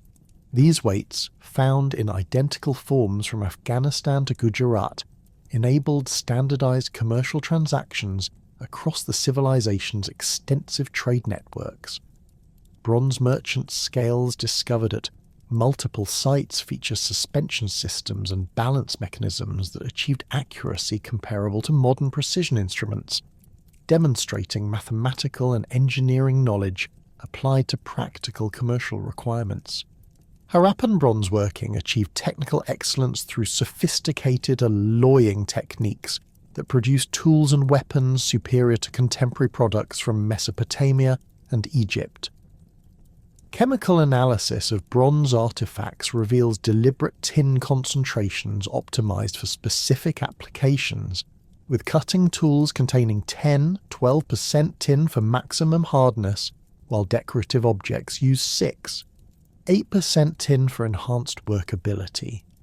The bronze dancing girl from Mohenjo-Daro, measuring only 10.5 centimetres in height, displays remarkable anatomical accuracy and artistic sophistication achieved through lost wax casting techniques that required precise temperature control and timing. Jewelry production at Harappan sites demonstrates advanced metallurgical skills combined with artistic sensibilities that created ornaments of exceptional beauty and technical complexity. Gold and silver beads from cemetery contexts show sophisticated granulation techniques, where tiny metal spheres were fused to base surfaces without melting the underlying material, requiring precise temperature control achievable only through extensive experience and specialized equipment. Bronze bangles, rings, and pendants feature intricate geometric patterns created through techniques including repousse, chasing, and filigree work that demanded years of training to master. The famous Harappan seals, over 4,000 of which have been discovered, represent masterpieces of miniature art and precision craftsmanship carved from steatite, a soft stone that hardened when heated. These square seals, typically measuring 2 to 3 centimetres per side, feature animal motifs including unicorns, bulls, elephants and rhinoceros, executed with naturalistic detail that demonstrates careful observation of animal anatomy and behaviour. The reverse sides contain raised bosses with holes for cord attachment, indicating their use in commercial transactions for marking ownership or authenticity of trade goods.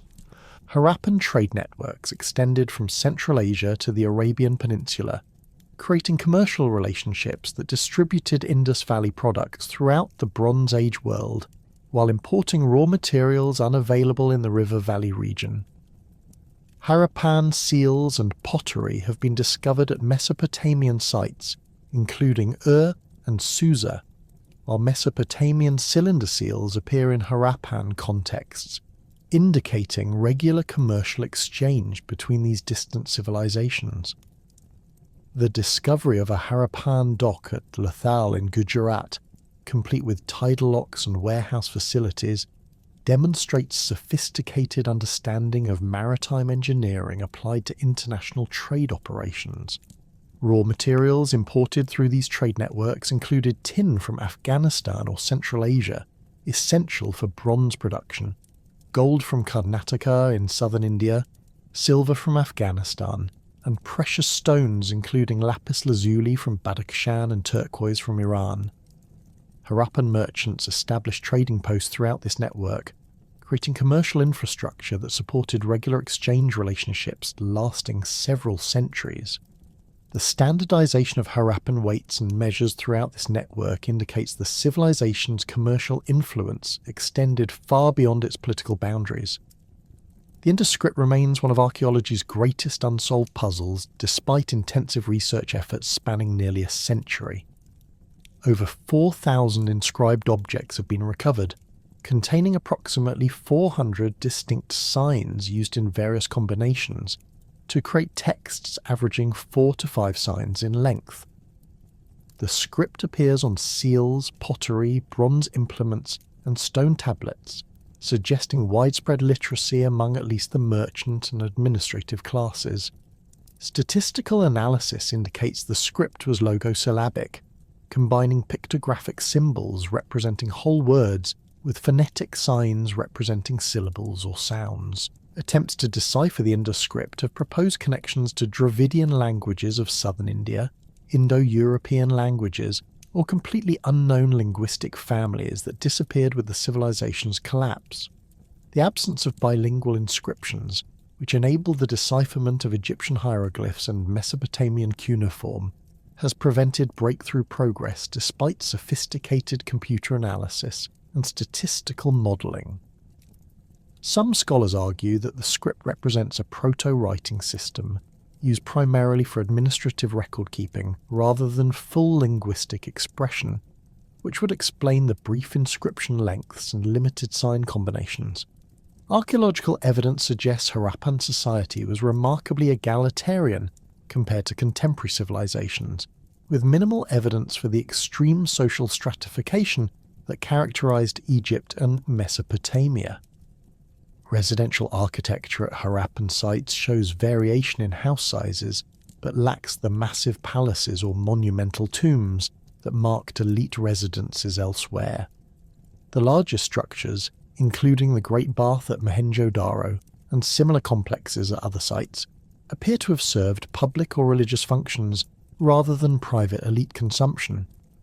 Cemetery evidence supports interpretations of relatively egalitarian social organisation, with burial goods showing modest variation in quantity and quality, rather than the extreme disparities found in contemporary Egyptian or Mesopotamian royal burials.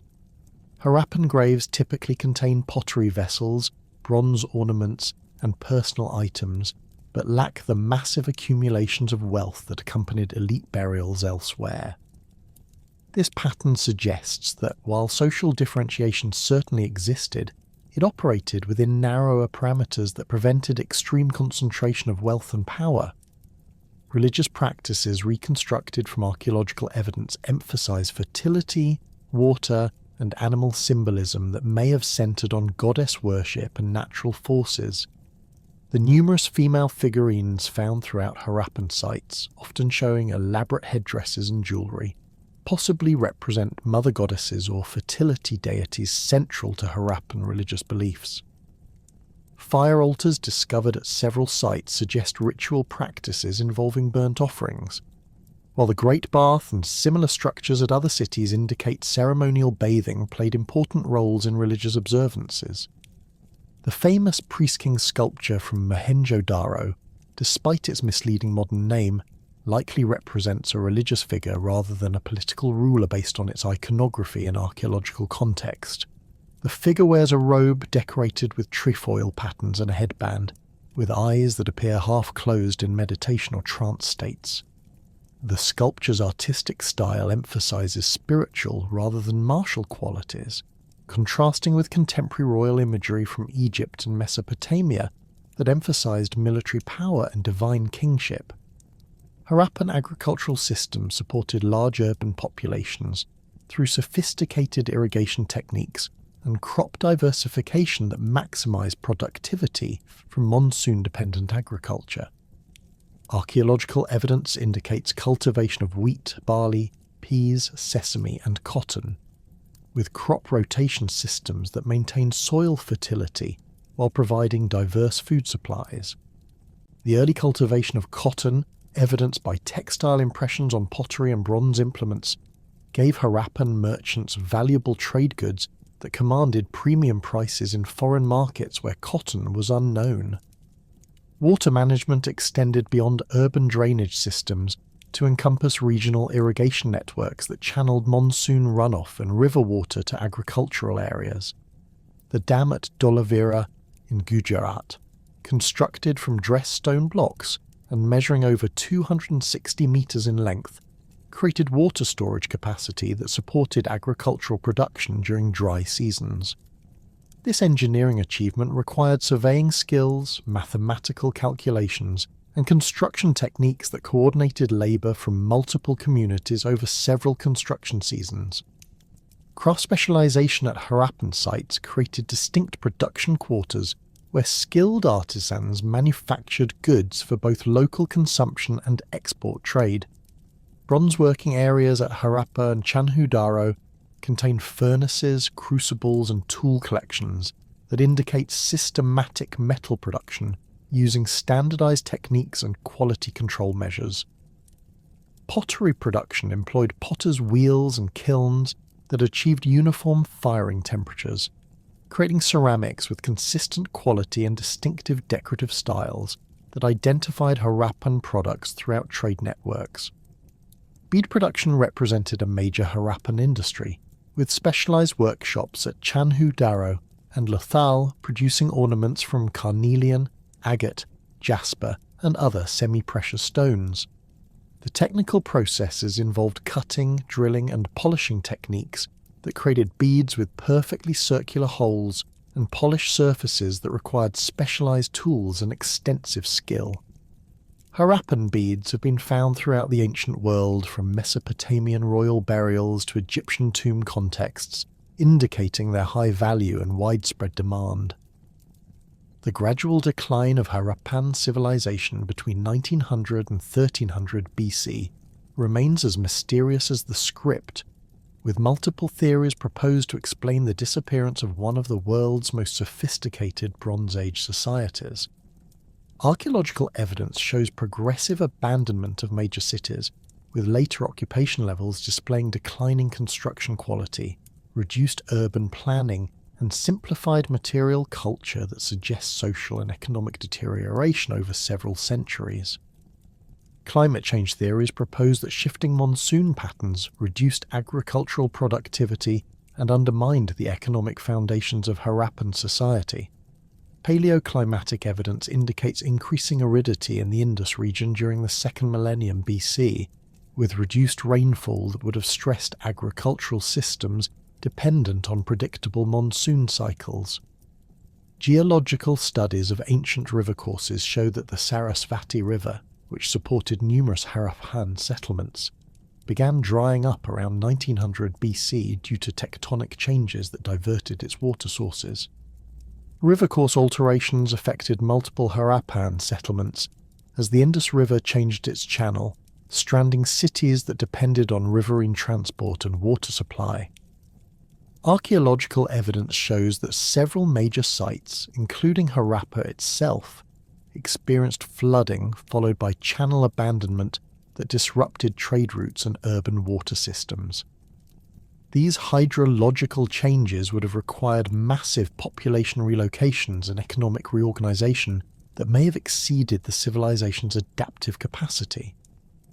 Invasion theories, while less popular among contemporary scholars, point to evidence for destruction and cultural change that suggests external conquest or population movements. The discovery of unburied skeletons at Mohenjo-Daro, some showing evidence of violent death, has been interpreted as evidence for military conflict, though alternative explanations including disease or natural disasters remain possible. Changes in pottery styles, architectural techniques, and settlement patterns during the decline period indicate cultural influences that may reflect new populations or change political conditions. Internal social conflicts may have contributed to Harappan decline through resource competition, political fragmentation, or religious changes that undermined social cohesion. The absence of obvious defensive fortifications at major Harappan sites suggests the civilization developed during periods of relative peace, but may have lacked military institutions capable of responding to external threats or internal conflicts. Evidence for craft production decline and reduced trade activity indicates economic problems that could have triggered social instability and political breakdown. The legacy of Harappan civilization persisted through technological innovations, agricultural techniques, and possibly religious traditions that influenced subsequent cultures in the Indian subcontinent. Archaeological evidence suggests continuity in pottery traditions, urban planning concepts, and water management techniques that connected Harappan achievements with later Indian civilizations. The sophisticated understanding of hydraulic engineering, standardized production methods, and international trade networks established by Harappan merchants created foundations for commercial and technological development that continued long after the civilization's political collapse. While Harappan merchants conducted their sophisticated trade networks across the Arabian Sea, and Mesopotamian scribes recorded administrative details on cuneiform tablets, an entirely separate Bronze Age civilization was emerging along the Yellow River Valley in northern China. This civilization would develop distinctive metallurgical traditions, writing systems, and political concepts that remained fundamentally isolated from Western Eurasian developments until much later periods, creating a parallel trajectory of Bronze Age innovation that produced technologies and social institutions uniquely adapted to East Asian conditions. The legendary Xia dynasty, traditionally dated from 2070 to 1600 BC in Chinese historical records, represents China's earliest Bronze Age political entity, though its historical existence remained disputed until archaeological discoveries at Erlitou in Henan province provided compelling evidence for a sophisticated early Bronze Age culture that corresponds chronologically with traditional Xia dating. Excavations at Erlitou conducted since the 1950s have revealed a massive urban centre covering over 300 hectares that flourished between 1900 and 1500 BC, featuring monumental architecture, bronze production facilities, and evidence for centralised political authority that supports identification with the legendary First Dynasty. The palace complex at Erlitou, designated Palace 1 by archaeologists, measures 108 metres in length and 100 metres in width, constructed on a raised platform that elevated royal residences above the surrounding settlement. The building's timber frame construction employed mortise and tenon joinery techniques that created flexible structures capable of withstanding seismic activity common in the region. Foundation stones, precisely cut and positioned, supported wooden columns arranged in regular intervals that divided interior spaces into ceremonial halls, private apartments, and administrative offices. The palace's orientation, aligned with cardinal directions, established architectural principles that would influence Chinese imperial construction for over 3,000 years. Bronze production at Erlitou demonstrates sophisticated metallurgical knowledge adapted to local ore sources and technological traditions that developed independently of Western Eurasian techniques. Chinese bronze workers employed piece mold casting methods that differed fundamentally from the lost wax techniques prevalent in Mesopotamia and the Eastern Mediterranean. This process involved creating ceramic molds composed of multiple interlocking sections that could be disassembled after casting, allowing production of complex vessels with intricate surface decorations that would have been impossible using other contemporary methods. The bronze ritual vessels discovered at Erlitou represent the earliest examples of ceremonial bronzes that would become central to Chinese religious and political practices throughout the Bronze Age and beyond. These vessels, including ding tripods for cooking sacrificial meat and ghee bowls for serving grain offerings, feature distinctive forms that reflect indigenous Chinese ceramic traditions adapted to bronze production. The largest ding from Erlitou measures 100 centimetres in height and weighs over 200 kilograms, requiring coordinated efforts from multiple craftsmen and sophisticated foundry operations that could handle large quantities of molten bronze. Chemical analysis of Erlitou bronzes reveals tin concentrations averaging 20%, significantly higher than optimal ratios for tools or weapons, but ideal for creating resonant musical instruments and vessels with distinctive golden coloration. This deliberate alloying choice indicates that Chinese metallurgists prioritized acoustic and aesthetic qualities over functional hardness, reflecting cultural values that emphasize ceremonial display and ritual performance rather than purely utilitarian applications. The high tin content also improved casting characteristics, reducing porosity and surface defects in complex vessel forms. Turquoise workshops at Erlitou produced elaborate ornaments using sophisticated lapidary techniques that shaped, polished and assembled thousands of tiny stones into complex decorative patterns. The dragon-shaped ornament discovered in Tomb M3 contains over 2,000 individual turquoise pieces, each measuring less than 5 millimeters, assembled with bronze wire and organic adhesives to create a flexible decorative object measuring 70 centimeters in length. This level of craftsmanship required specialized tools, precise measurement techniques, and artistic vision that coordinated color gradations and geometric patterns across the entire composition. Jade, working at Erlitou, reached unprecedented levels of sophistication through the development of specialized cutting and polishing techniques that exploited jade's unique physical properties. Chinese craftsmen discovered that jade's extreme hardness could be overcome through patient abrasion using bamboo tools charged with quartz sand, creating cutting edges capable of precise shaping without fracturing the stone. Ritual jade objects from Erlitou tombs include ceremonial axes, curved knives, and geometric ornaments that demonstrate mathematical precision in their proportional relationships and surface decorations. The transition from the Xia to the Shang dynasty around 1600 BC marked a significant expansion in Bronze Age Chinese civilization, with archaeological evidence from sites like Zhou and Anyang revealing increasingly complex urban centres, sophisticated bronze production, and the development of China's earliest confirmed writing system.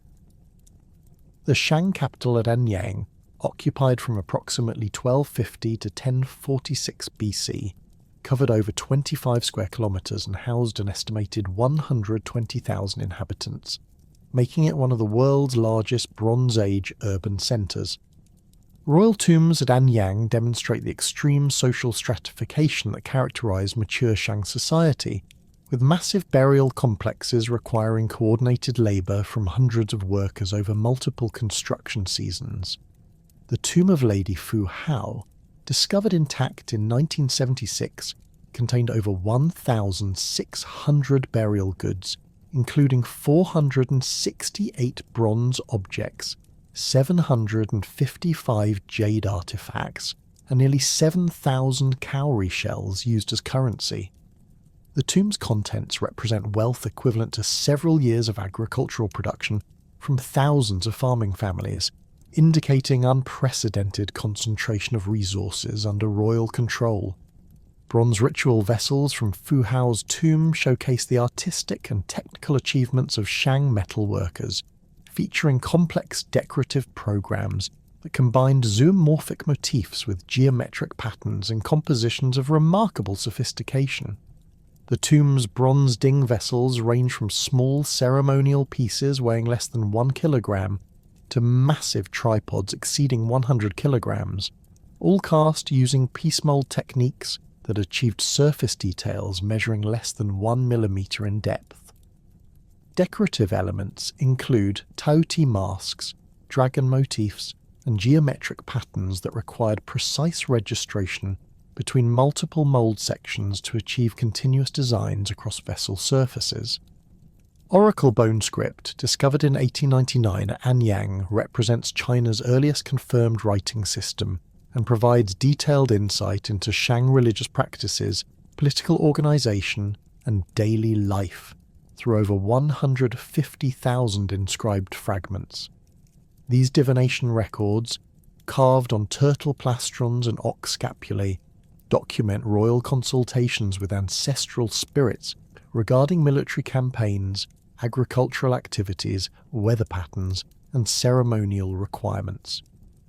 The script employs approximately 4,500 distinct characters, of which about 1,500 have been successfully deciphered, revealing direct connections to modern Chinese writing that demonstrate remarkable cultural continuity spanning over 3,000 years.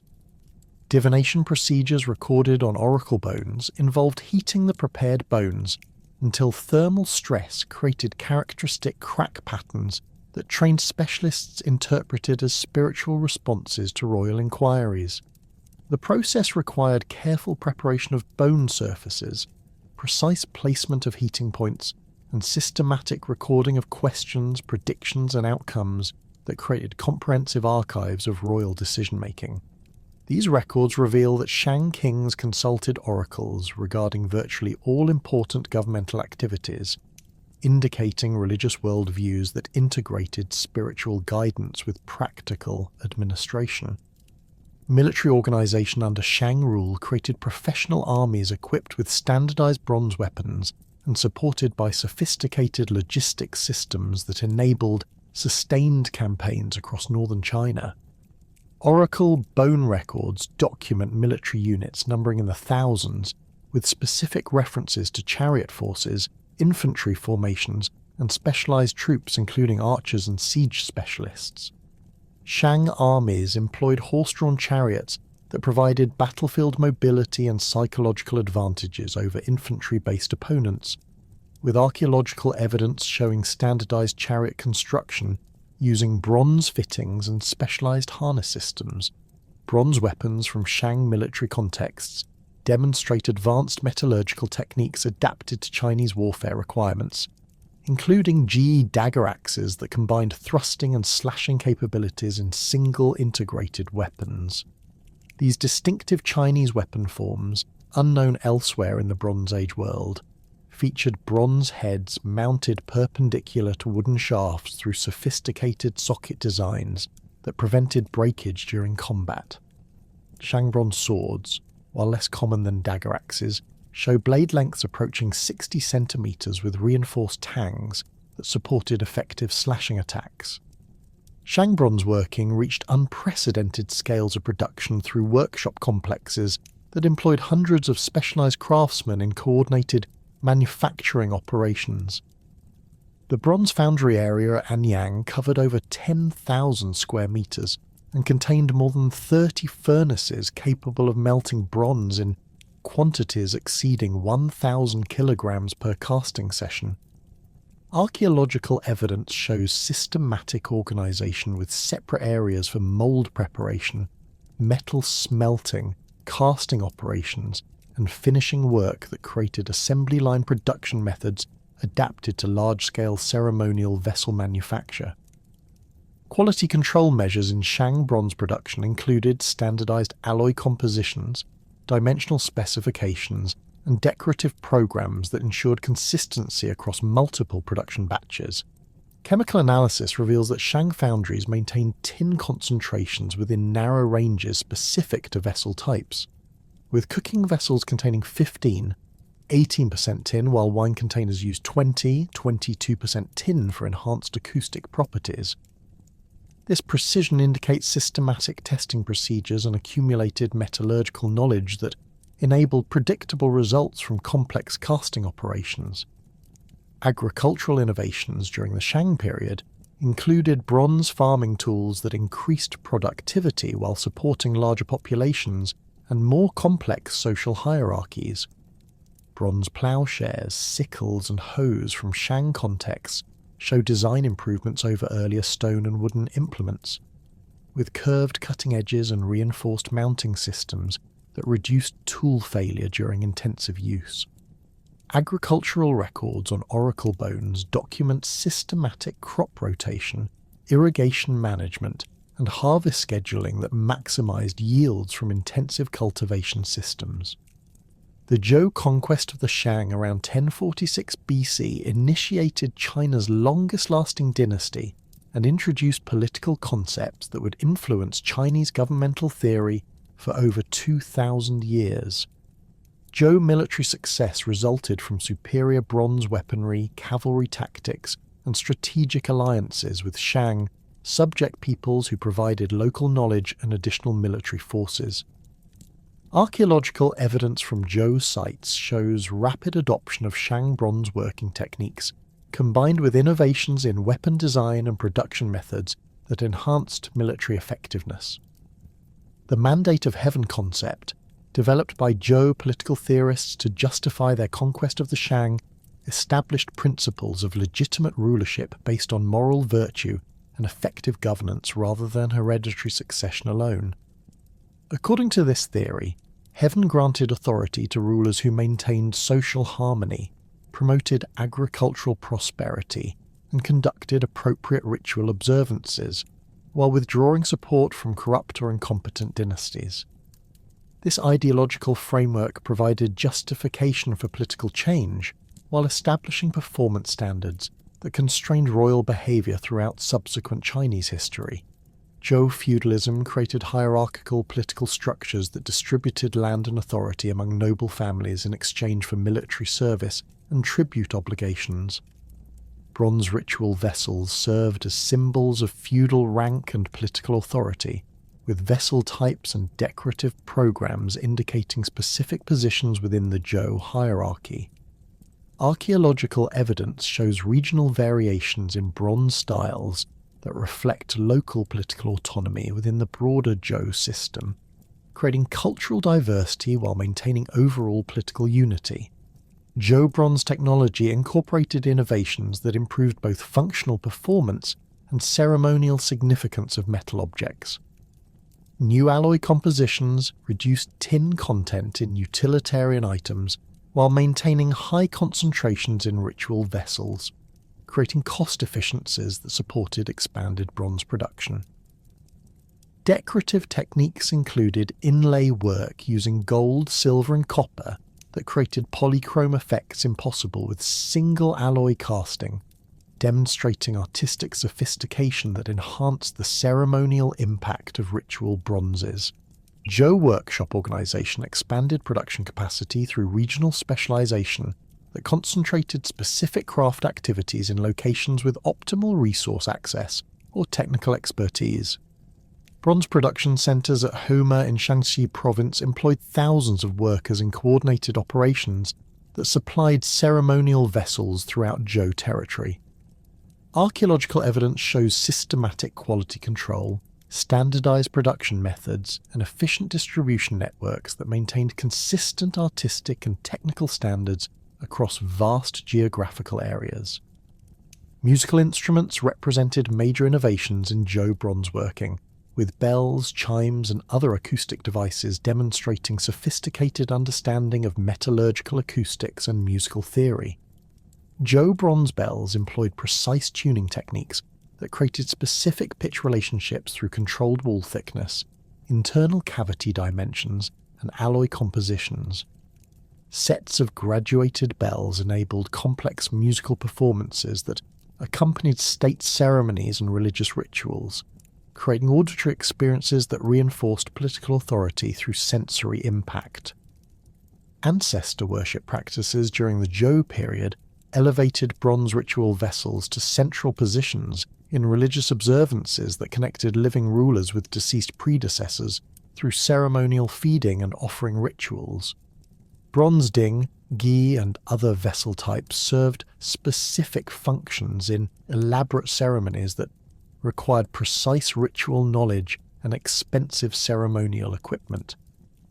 These practices created demand for high-quality bronze vessels that supported extensive craft production while reinforcing social hierarchies through differential access to ceremonial materials. State ceremonies during the Zhou period employed bronze ritual vessels in complex performances that demonstrated royal authority while maintaining spiritual relationships with ancestral powers and natural forces. Archaeological evidence from ceremonial sites shows standardized vessel arrangements, specific offering procedures, and coordinated musical performances that created multimedia religious experiences. These ceremonies required extensive preparation, specialized personnel, and expensive materials that demonstrated state resources while reinforcing political legitimacy through religious validation. The ceremonial bronze vessels of Zhou, China, resonated with musical precision across palace courtyards, while European metallurgists were developing their own distinctive approaches to bronze working, creating technological traditions that would spread across the continent through networks of trade, migration, and cultural exchange. The bell beaker culture, emerging around 2800 BC and flourishing until approximately 1800 BC, represents one of Europe's earliest widespread Bronze Age phenomena, characterized by distinctive pottery styles, copper and bronze metallurgy, and burial practices that appear across vast distances from the Iberian Peninsula to Central Europe. Bell beaker sites demonstrate sophisticated understanding of copper smelting and bronze production, adapted to European ore sources and technological conditions.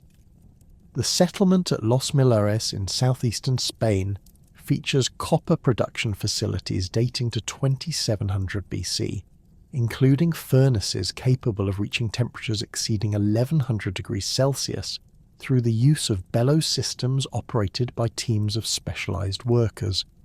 These installations processed copper ores from nearby mines using techniques that extracted metal with remarkable efficiency, creating the raw materials for tools, weapons, and ornaments that spread throughout bell beaker networks.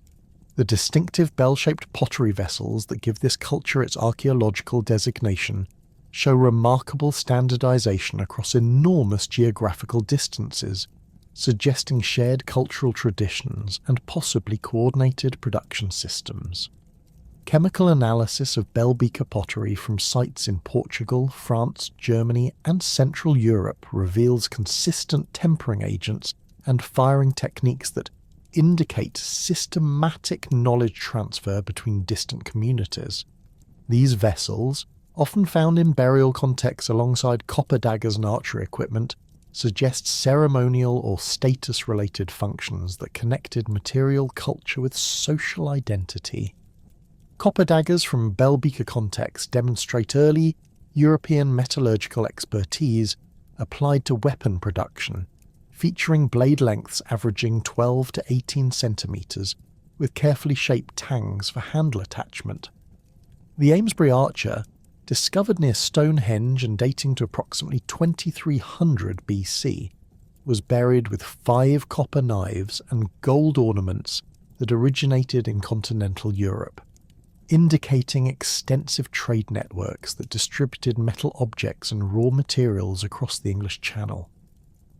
Isotope analysis of the archer's teeth suggests he originated in the Alpine region, demonstrating individual mobility that accompanied technological diffusion. Archery equipment associated with bell beaker culture includes distinctive stone wrist guards that protected archers from bowstring impact during shooting, found in standardized forms from Scotland to Sicily. These perforated stone plaques, carefully shaped and polished, demonstrate specialized craft production adapted to specific functional requirements. Associated arrowheads, manufactured from flint and occasionally copper, show consistent design characteristics that suggest shared hunting and warfare techniques across bell beaker territories. Gold ornaments from bell beaker contexts, including hair ornaments, earrings, and decorative discs, represent Europe's earliest systematic goldworking and demonstrate access to precious metal sources in Ireland, Wales, and Central Europe.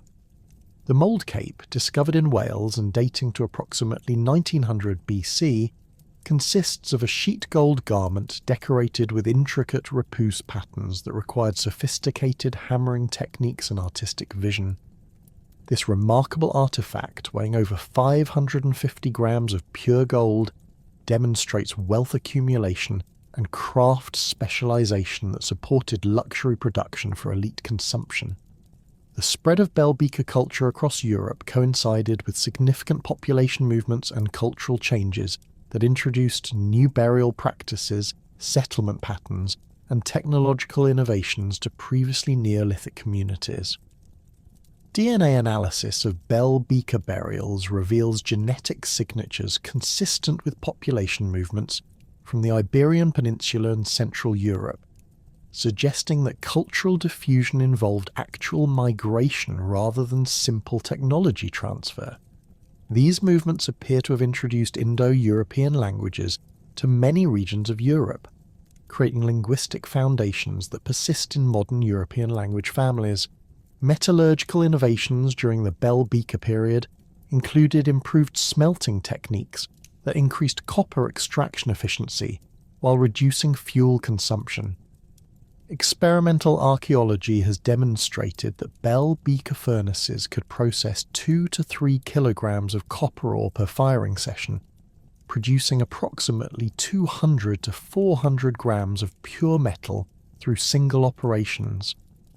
These quantities enabled production of multiple tools or weapons from individual smelting episodes, supporting craft specialization and trade relationships that distributed metal objects throughout bell beaker networks. The Nordic Bronze Age, flourishing in Denmark and southern Sweden from approximately 1700 to 500 BC, developed distinctive cultural characteristics that combined local traditions with influences from Central European Bronze Age cultures. Archaeological evidence from sites like Trundholm and Kivik demonstrates sophisticated bronze working techniques adapted to Scandinavian conditions, creating artistic and technological achievements that rivaled contemporary developments in Central and Southern Europe. The region's abundant bog deposits have preserved organic materials that provide exceptional insight into Nordic Bronze Age life, including textiles, wooden objects, and human remains that illuminate social practices and daily activities. The Trundholm Sun chariot, discovered in a Danish bog and dating to approximately 1400 BC, represents one of Bronze Age Europe's most sophisticated artistic achievements, combining advanced bronze working with symbolic representation of cosmological concepts. The artifact consists of a bronze horse pulling a gilded bronze disc mounted on a wheeled cart, with intricate decorative patterns that demonstrate mathematical precision and artistic sophistication. The disc's gold plating, applied through techniques that bonded thin gold sheets to bronze surfaces, created reflective properties that enhanced the object's symbolic association with solar imagery. Bronze lure horns from Nordic contexts demonstrate advanced understanding of metallurgical acoustics applied to musical instrument production, creating devices capable of producing complex musical tones across multiple octaves. These curved bronze horns, measuring up to 2 meters in length, required precise calculation of bore dimensions and wall thickness to achieve desired acoustic properties. Experimental reproduction has shown that skilled musicians could produce over 20 distinct notes from single instruments, enabling complex musical performances that accompanied religious ceremonies and social gatherings. Burial practices during the Nordic Bronze Age created some of Europe's most elaborate mortuary monuments, including massive stone ship settings and burial mounds that required coordinated labour from entire communities. The Kivik tomb in Sweden features a stone chamber decorated with petroglyphs depicting religious ceremonies, warfare scenes, and symbolic motifs that provide insight into Nordic Bronze Age worldviews and social practices. These images show figures carrying bronze axes and swords, participating in processions, and performing rituals that connected earthly activities with cosmic forces. Bog burials from the Nordic Bronze Age preserve organic materials that demonstrate sophisticated textile production and personal ornamentation practices. The aged-fed girl, discovered in a Danish bog and dating to approximately 1370 BC, was buried wearing a woolen skirt, bronze belt disc, and arm rings that demonstrate high-quality craft production and personal wealth.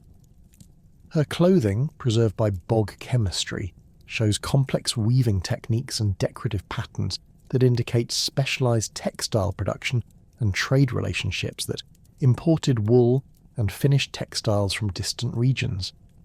Rock art throughout Scandinavia documents Nordic Bronze Age activities and beliefs through thousands of petroglyphs carved into exposed rock surfaces. These images depict bronze weapons, ships, religious ceremonies, and daily activities that provide visual records of Bronze Age life unavailable from other archaeological sources. Ship motifs appear frequently in Nordic rock art, showing vessels with distinctive keel designs and crew arrangements that suggest advanced maritime technology adapted to Baltic Sea conditions. Bronze production in the Nordic region required extensive trade networks that imported copper and tin from Central Europe and the British Isles, creating commercial relationships that connected Scandinavia with broader European Bronze Age cultures.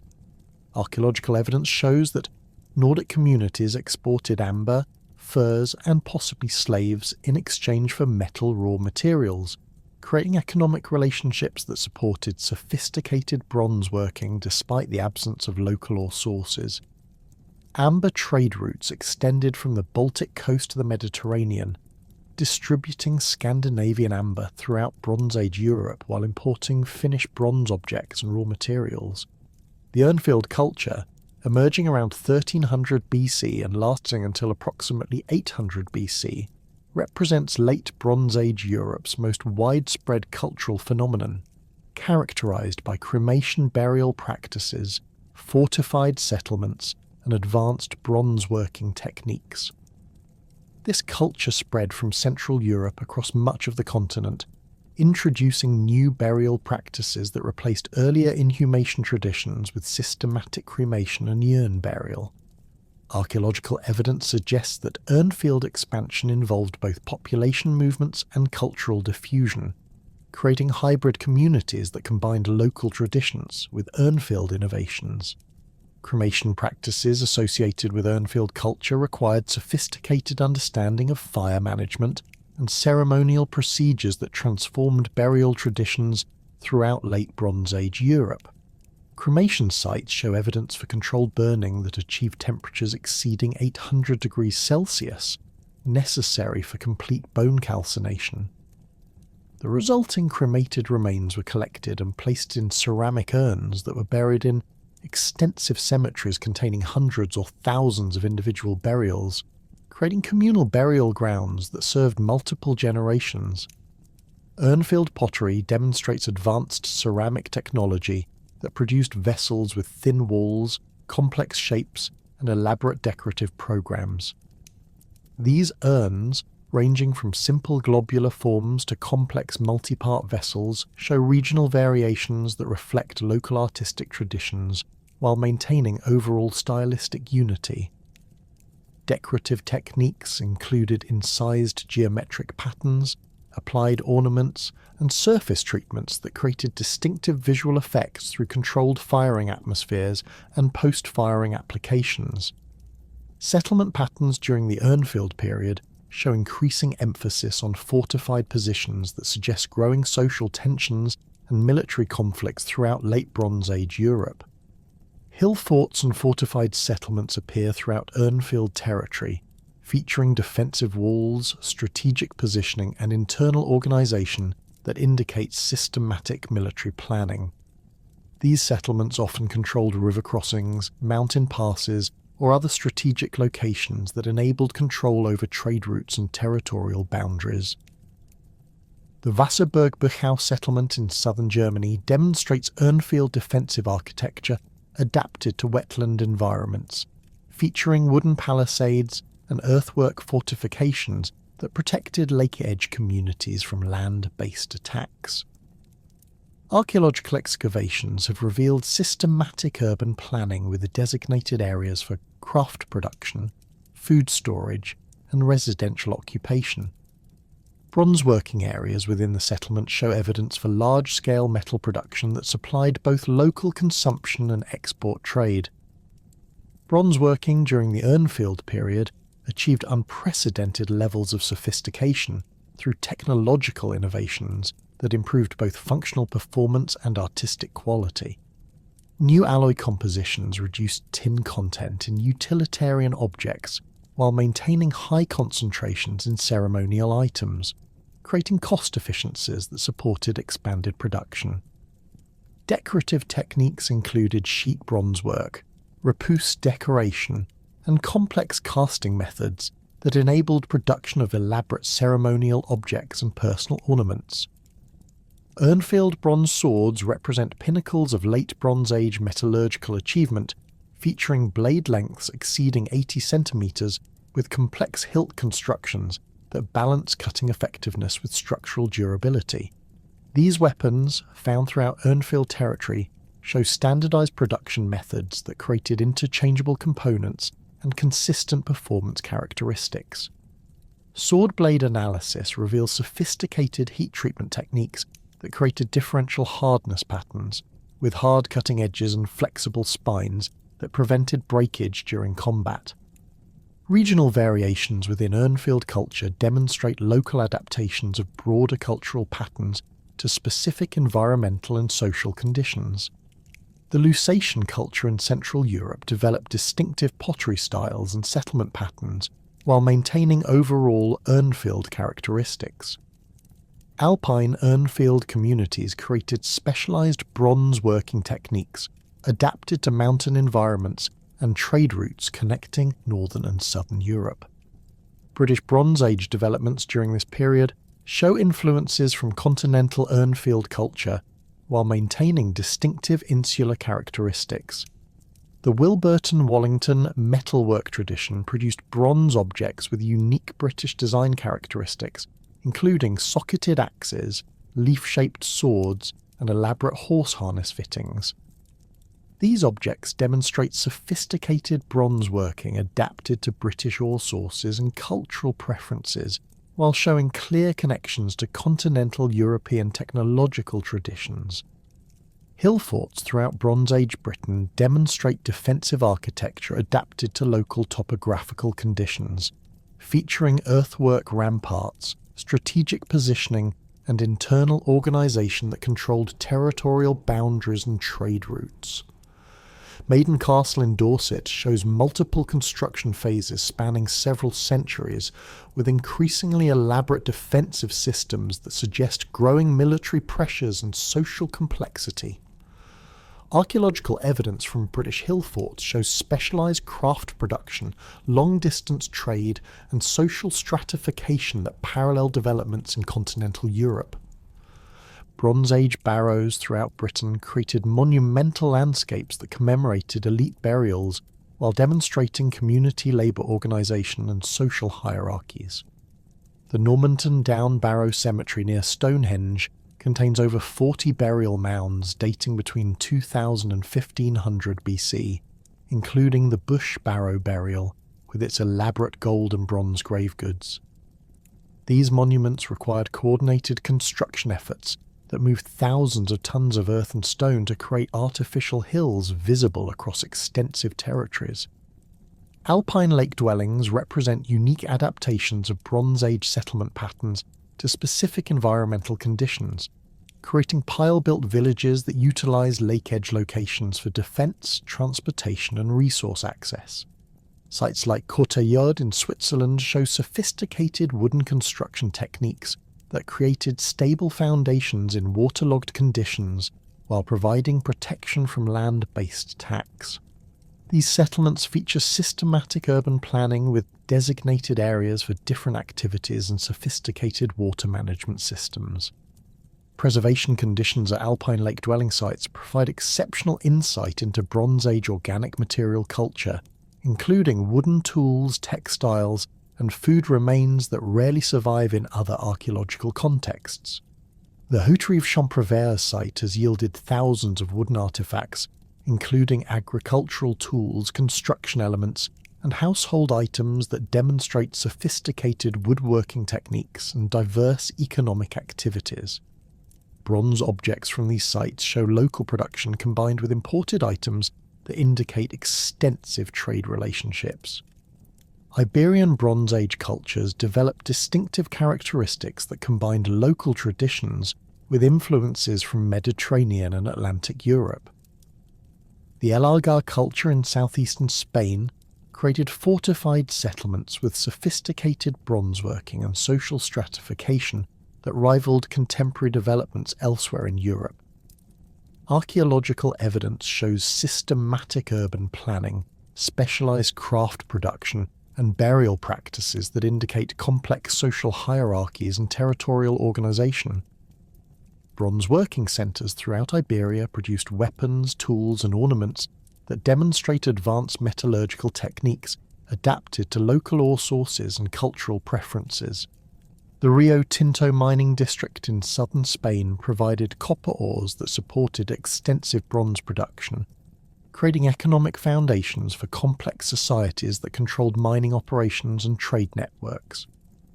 Archaeological evidence shows systematic mining techniques that extracted ores from deep underground workings using bronze tools and sophisticated engineering methods.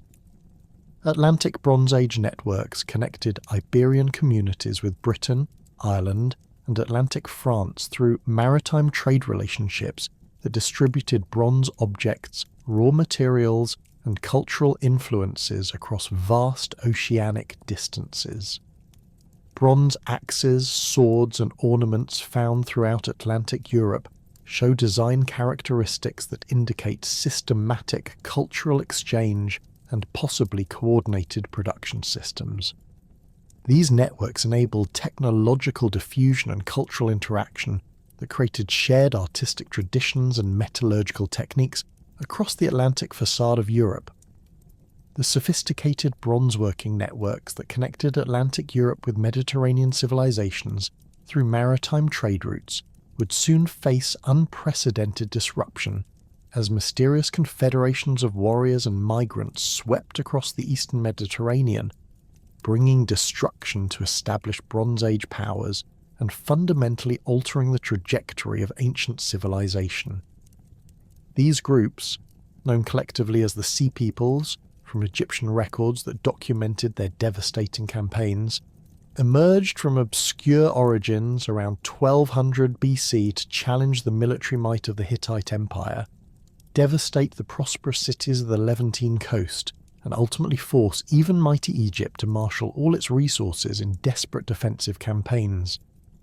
The identity of the Sea Peoples remains one of archaeology's most compelling mysteries, with scholarly debate continuing over their origins, motivations, and ultimate fate, despite decades of intensive research. Egyptian inscriptions from the reigns of Merneptah and Ramesses III provide the primary textual evidence for these groups, listing names that include the Peleset, Tieka, Shekelesh, Denayan, and Veshesh, among others. These names have been tentatively connected to later historical peoples, including the Philistines, Sicilians, and Sardinians, suggesting possible connections between the Sea Peoples and the populations that would later dominate various Mediterranean regions. Archaeological evidence increasingly supports theories that at least some Sea Peoples originated from the collapse of Mycenaean civilization itself, as displaced populations from the Greek mainland and Aegean islands sought new territories following the destruction of their homeland palace centres. Excavations at sites like Enkomi in Cyprus and Ugarit on the Syrian coast reveal destruction layers containing distinctive pottery and metalwork that show clear Aegean influences, suggesting that Mycenaean refugees or raiders participated in the broader Sea Peoples movements. The sudden appearance of Aegean-style cooking pots, stirrup jars, and bronze weapons at Levantine sites during this period indicates substantial population movements from the Greek world. Anatolian groups may have contributed significantly to Sea Peoples' confederations as the Hittite Empire fragmented under internal pressures and external attacks around 1180 BC. The collapse of Hittite control over western Anatolia would have displaced thousands of warriors, craftsmen, and farmers who possessed sophisticated bronze working skills and military experience gained through centuries of imperial warfare. Archaeological evidence from sites like Troy the Scythian shows destruction and cultural change that coincides chronologically with Sea People's activities, suggesting that the legendary Trojan War may represent historical memories of conflicts associated with these broader population movements. Mediterranean islanders, particularly from Sardinia, Sicily, and the smaller Aegean islands, appear to have played important roles in Sea People's activities based on both textual and archaeological evidence.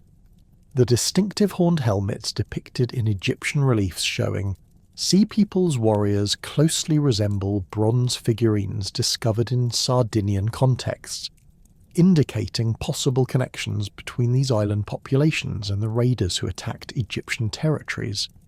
Sardinian bronze working during this period produced weapons and defensive equipment that demonstrate advanced metallurgical techniques and military specialization that would have equipped effective warrior bands. The systematic destruction of Bronze Age civilizations across the eastern Mediterranean occurred with remarkable speed and thoroughness, suggesting coordinated campaigns rather than random raiding activities. The Hittite Empire, which had dominated Anatolia and northern Syria for over 4 centuries, collapsed almost completely within a few decades around 1180 BC. Archaeological excavations at the Hittite capital of Hattusa reveal massive destruction layers containing burned administrative archives, collapsed defensive walls, and scattered bronze weapons that indicate violent conquest rather than gradual abandonment. The destruction of Hattusa eliminated the administrative centre that coordinated Hittite military forces and provincial governance across their vast territorial holdings. Clay tablets from the final years of Hittite rule document desperate attempts to coordinate defensive measures against multiple simultaneous threats, including correspondence between the last Hittite kings and their Egyptian counterparts requesting military assistance. These diplomatic archives provide insight into the rapid deterioration of Hittite power as provincial governors lost contact with central authorities and local populations fled advancing enemy forces. Regional Hittite centres throughout Anatolia suffered similar fates as central authority collapsed and local defensive capabilities proved inadequate against Sea People's attacks. The fortress city of Alaka Hoyuk, which had served as a major Hittite administrative centre, shows evidence of systematic destruction, including burned storage areas, demolished defensive walls, and scattered human remains that suggest violent assault. Bronze weapons found in destruction contexts include both Hittite military equipment and foreign weapon types that indicate the attackers possessed sophisticated armaments and military organisation. Ugarit, the prosperous trading city on the Syrian coast, provides perhaps the most detailed archaeological evidence for Sea People's destructive capabilities through extensive excavations that have revealed the final moments of this Bronze Age commercial centre. The city's destruction around 1185 BC occurred so suddenly that scribes abandoned cuneiform tablets in mid-composition, bronze smiths left unfinished weapons in their workshops, and residents fled without collecting valuable possessions. The archaeological record shows systematic burning that consumed wooden structures, while leaving stone foundations and bronze objects scattered throughout residential and commercial districts. The final letters from Ugarit's royal archive document the city's desperate situation as Sea People's forces approached from both land and sea directions. Correspondence with Cyprus describes naval battles and requests for military assistance that went unanswered as the island kingdom faced its own attacks. Letters to inland Syrian cities reveal that traditional alliance networks had collapsed, as each community focused on its own survival rather than coordinated defence. These documents provide contemporary testimony to the speed and effectiveness of Sea People's military campaigns. Ugarit's bronze working quarter, one of the eastern Mediterranean's most sophisticated metallurgical centres, shows evidence of hasty abandonment as craftsmen fled advancing attackers. Unfinished bronze weapons, scattered tools, and partially processed raw materials indicate that production ceased immediately when the city came under attack. The loss of Ugarit eliminated a major source of high-quality bronze weapons and tools that had supplied markets throughout the eastern Mediterranean, contributing to the broader technological regression that followed the Bronze Age collapse. Cyprus experienced multiple waves of Sea Peoples attacks that destroyed existing settlements while introducing new populations and cultural traditions to the island. The major Bronze Age centres of Enkomi and Kisyon show destruction layers followed by rebuilding phases that incorporated Aegean architectural styles, pottery traditions, and metalworking techniques. This pattern suggests that some Sea Peoples groups settled permanently on Cyprus rather than simply raiding and departing, creating hybrid communities that combined indigenous Cypriot traditions with imported cultural elements. The copper mines that had made Cyprus wealthy throughout the Bronze Age continued operating under new management as Sea People settlers adapted existing extraction and processing techniques to their own needs. Archaeological evidence shows continuity in mining operations despite political disruption, indicating that the economic foundations of Cypriot prosperity survived the transition even as political structures collapsed. The continued availability of Cypriot copper may have enabled some Sea Peoples groups to maintain their military effectiveness through sustained bronze weapon production. Economic factors contributing to the Bronze Age collapse extended far beyond military conquest to encompass systemic disruptions in trade networks, agricultural production, and craft specialization that had supported complex Bronze Age societies. The international trade systems that distributed tin from distant sources to bronze working centres throughout the eastern Mediterranean depended on political stability and coordinated diplomatic relationships that could not survive the widespread warfare and population movements of the 12th century BC. Tin supply disruptions created immediate crises for bronze working communities as this essential alloying metal became increasingly difficult to obtain through traditional trade routes. Archaeological evidence shows declining tin concentrations in bronze objects from this period as metalworkers attempted to conserve limited supplies or substituted other materials. Some communities reverted to pure copper tools and weapons, while others experimented with alternative alloys that produced inferior results compared to traditional tin bronze. Trade network disruption affected not only raw materials but also finished goods, luxury items, and specialized products that had circulated throughout Bronze Age Mediterranean markets. The collapse of long-distance commerce eliminated economic opportunities that had supported craft specialists, merchants, and administrative personnel in urban centres throughout the region. Archaeological evidence shows declining quality in pottery production, reduced variety in imported goods, and simplification of material culture as communities lost access to specialised products and technical knowledge. Climate change during the late 13th and early 12th centuries BC contributed to agricultural crises that weakened Bronze Age societies and may have triggered the population movements that became Sea Peoples migrations.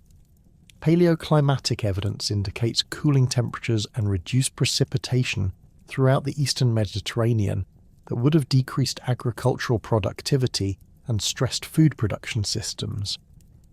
These environmental pressures could have forced pastoral and agricultural communities to seek new territories while undermining the economic foundations of established urban centres.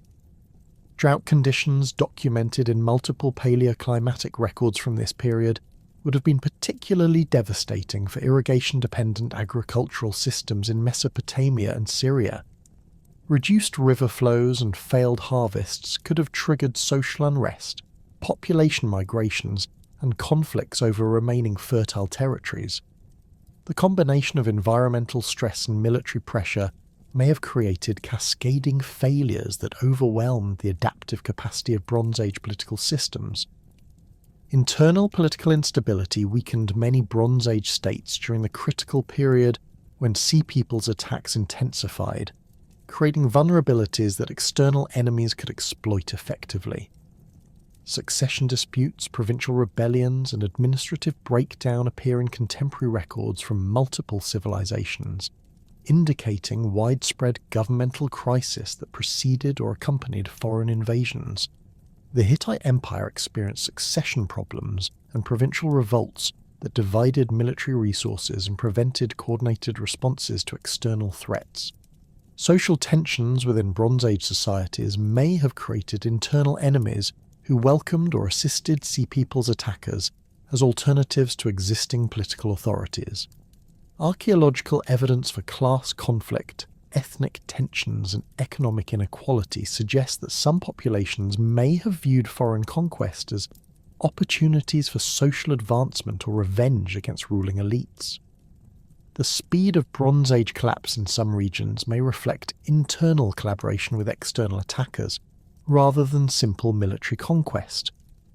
Egypt under Ramesses III mounted the most successful resistance to Sea People's attacks through military innovations, diplomatic alliances, and resource mobilization that enabled the kingdom to survive when other Bronze Age powers collapsed. The Great Pharaoh's military campaigns against Sea People's forces, documented in detailed reliefs at Medinet Habu, demonstrate tactical adaptations that countered Sea People's advantages while exploiting Egyptian strengths in logistics, fortification, and coordinated military operations. The naval battle depicted in Ramesses III's reliefs shows Egyptian forces engaging Sea People's fleets in the Nile Delta, using tactics that combine traditional Egyptian military methods with innovations designed to counter Sea People's naval capabilities. Egyptian archers positioned on riverbanks provided covering fire for Egyptian ships that used ramming tactics to disable enemy vessels.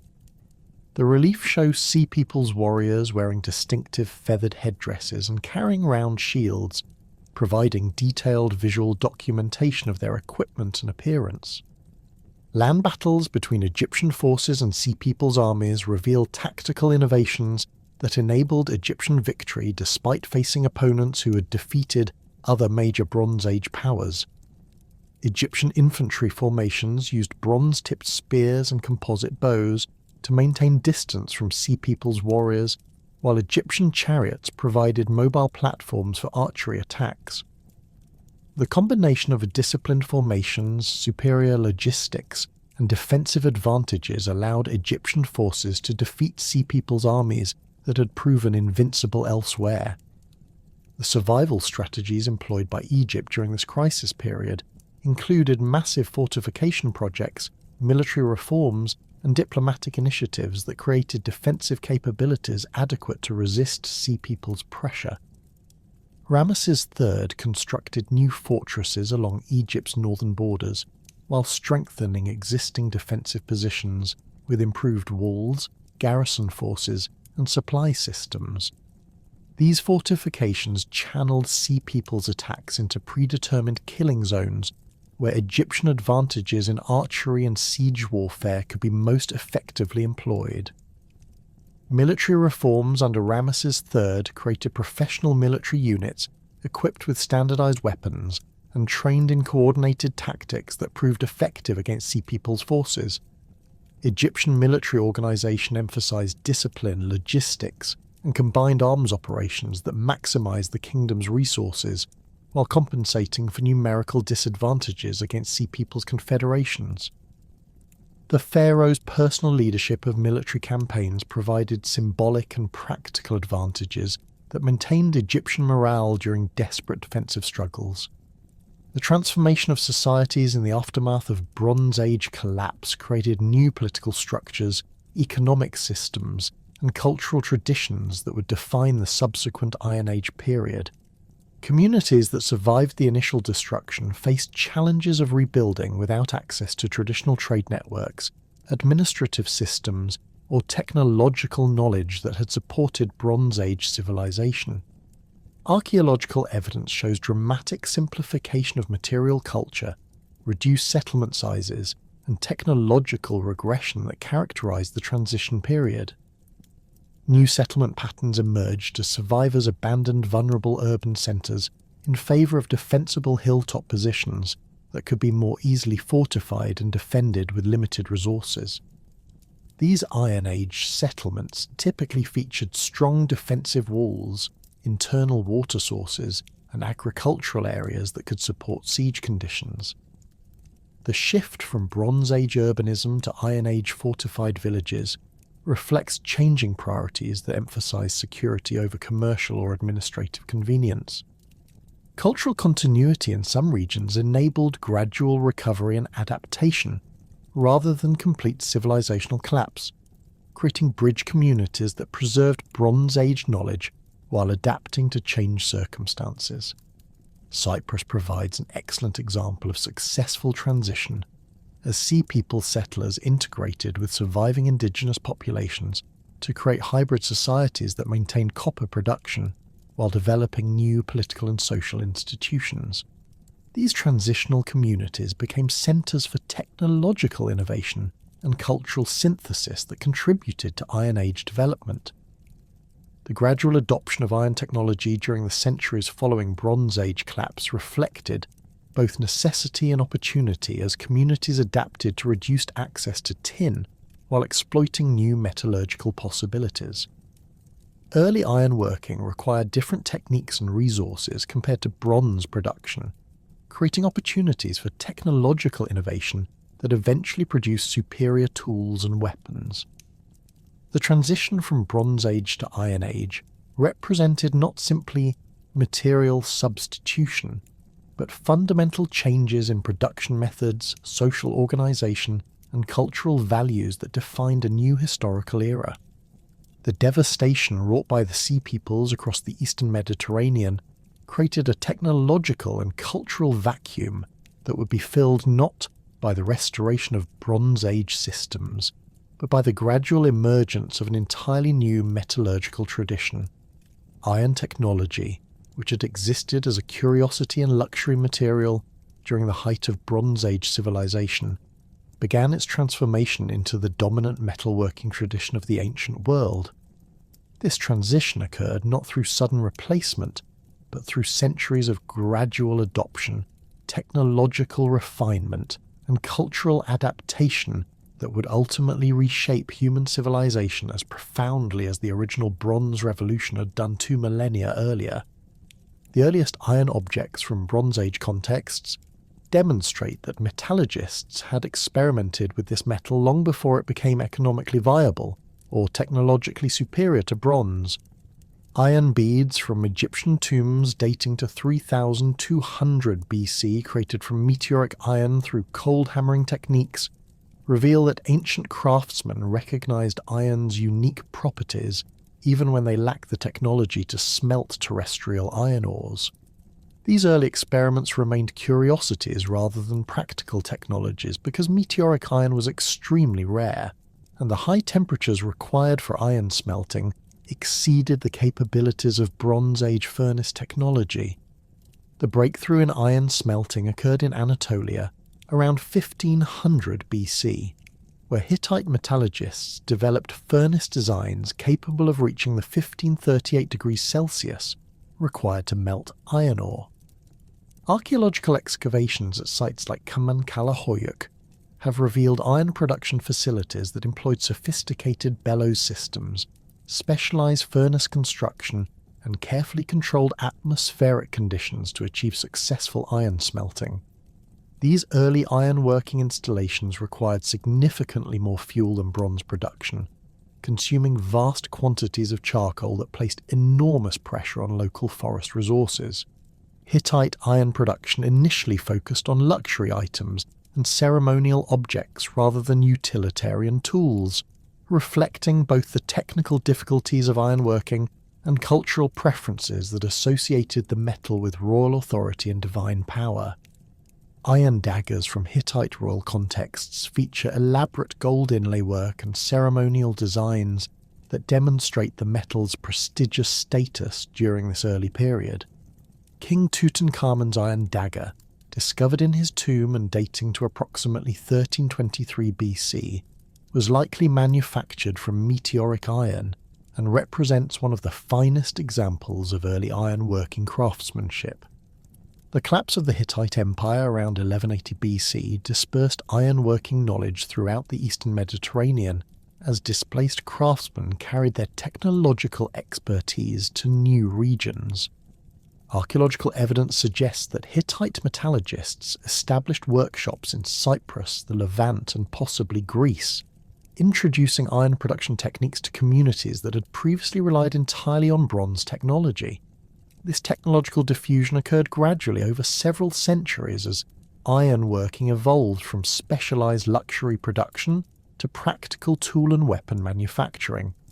Early iron technology possessed significant disadvantages compared to mature bronze working traditions, requiring more complex production processes while initially producing inferior results. Iron smelting demanded higher temperatures, more sophisticated furnace designs, and greater fuel consumption than bronze production, creating economic barriers that slowed adoption. Additionally, early iron objects were often inferior to bronze equivalents in hardness, durability, and corrosion resistance, making the transition economically unattractive for communities with established bronze working capabilities. The critical advantage that eventually enabled iron's dominance was the widespread availability of iron ore compared to the scarcity of tin required for bronze production. Iron ore deposits existed throughout Europe, Asia, and Africa, in quantities that could support large-scale production without the extensive trade networks required for bronze manufacturing. This accessibility became crucial as Bronze Age trade systems collapsed and communities lost reliable access to tin supplies from distant sources. Local iron production enabled technological independence that bronze working could not provide under disrupted economic conditions. The development of steel production through controlled carbon content represented the technological breakthrough that made iron superior to bronze for tool and weapon applications. Early iron workers discovered that heating iron with charcoal and controlling cooling rates could create steel alloys with hardness exceeding the best bronze implements. Archaeological evidence from sites like Noricum in Austria shows systematic steel production by 800 BC using techniques that produce consistent results through careful temperature control and atmospheric management during smelting and forging operations. Quenching and tempering techniques developed during the early Iron Age enabled metallurgists to create steel tools and weapons with properties tailored to specific applications. Swords could be hardened for cutting effectiveness while maintaining flexible spines that prevented breakage during combat. Agricultural tools could be hardened at working edges while maintaining tough, shock-resistant bodies that withstood heavy use. These differential heat treatment methods required extensive knowledge and skill that took generations to develop and refine. Cultural continuities from the Bronze Age persisted despite technological transitions, creating hybrid traditions that combined Iron Age innovations with Bronze Age artistic and religious practices. Pottery production maintained stylistic traditions established during the Bronze Age, while adapting to changed economic conditions and reduced trade contacts. Ceramic vessels from early Iron Age contexts show clear connections to Bronze Age decorative programs and functional forms, indicating cultural continuity despite political and economic disruption. Religious practices demonstrated remarkable persistence across the Bronze-Iron Age transition, with archaeological evidence showing continued use of Bronze Age sacred sites and ceremonial traditions adapted to Iron Age conditions. The sanctuary at Olympia in Greece maintained continuous religious activity from the late Bronze Age through the Classical period, with votive offerings showing gradual transition from bronze to iron objects while maintaining consistent ritual practices. Sacred groves, springs, and hilltop sanctuaries throughout Europe continued serving religious functions as communities adapted Bronze Age spiritual traditions to Iron Age social structures. Artistic traditions established during the Bronze Age influenced Iron Age decorative arts through continued use of geometric patterns, animal motifs, and symbolic representations that transcended technological changes. The Hallstatt culture of Central Europe, flourishing from 800 to 450 BC, produced iron weapons and tools decorated with artistic programs derived from Bronze Age traditions. Hallstatt bronze vessels, continuing Bronze Age production methods, alongside iron technology, demonstrate technological coexistence rather than simple replacement during the transition period. Urban planning concepts developed during Bronze Age civilizations provided foundations for Iron Age settlement organisation, with fortified hilltop sites employing defensive principles established by Bronze Age military engineers. The Oppida of late Iron Age Europe featured defensive walls, internal street systems, and specialised craft quarters that reflected Bronze Age urban planning adapted to Iron Age conditions. These settlements maintained population densities and organisational complexity comparable to Bronze Age centres, while adapting to changed political and economic circumstances. Governmental structures emerging during the Iron Age incorporated administrative concepts and political institutions developed during Bronze Age civilizations, creating continuity in political organisation despite technological and cultural changes. The Greek polis system employed assembly procedures, legal frameworks, and administrative practices that showed clear connections to Mycenaean palace bureaucracies documented in Linear B archives. Similarly, Iron Age kingdoms throughout Europe and Asia adopted monarchical institutions, military organisations, and tribute systems that reflected Bronze Age political innovations adapted to local conditions. Writing systems represented perhaps the most important Bronze Age legacy, with alphabetic scripts developed during the Late Bronze Age, providing foundations for Iron Age literacy and administrative capability. The Phoenician alphabet, derived from Bronze Age Canaanite scripts, spread throughout the Mediterranean during Iron Age expansion, enabling Greek, Etruscan, and Latin writing systems that would dominate European intellectual development. This alphabetic revolution democratized literacy by reducing the years of training required for scribal competence, creating broader access to written communication than Bronze Age syllabic systems had provided.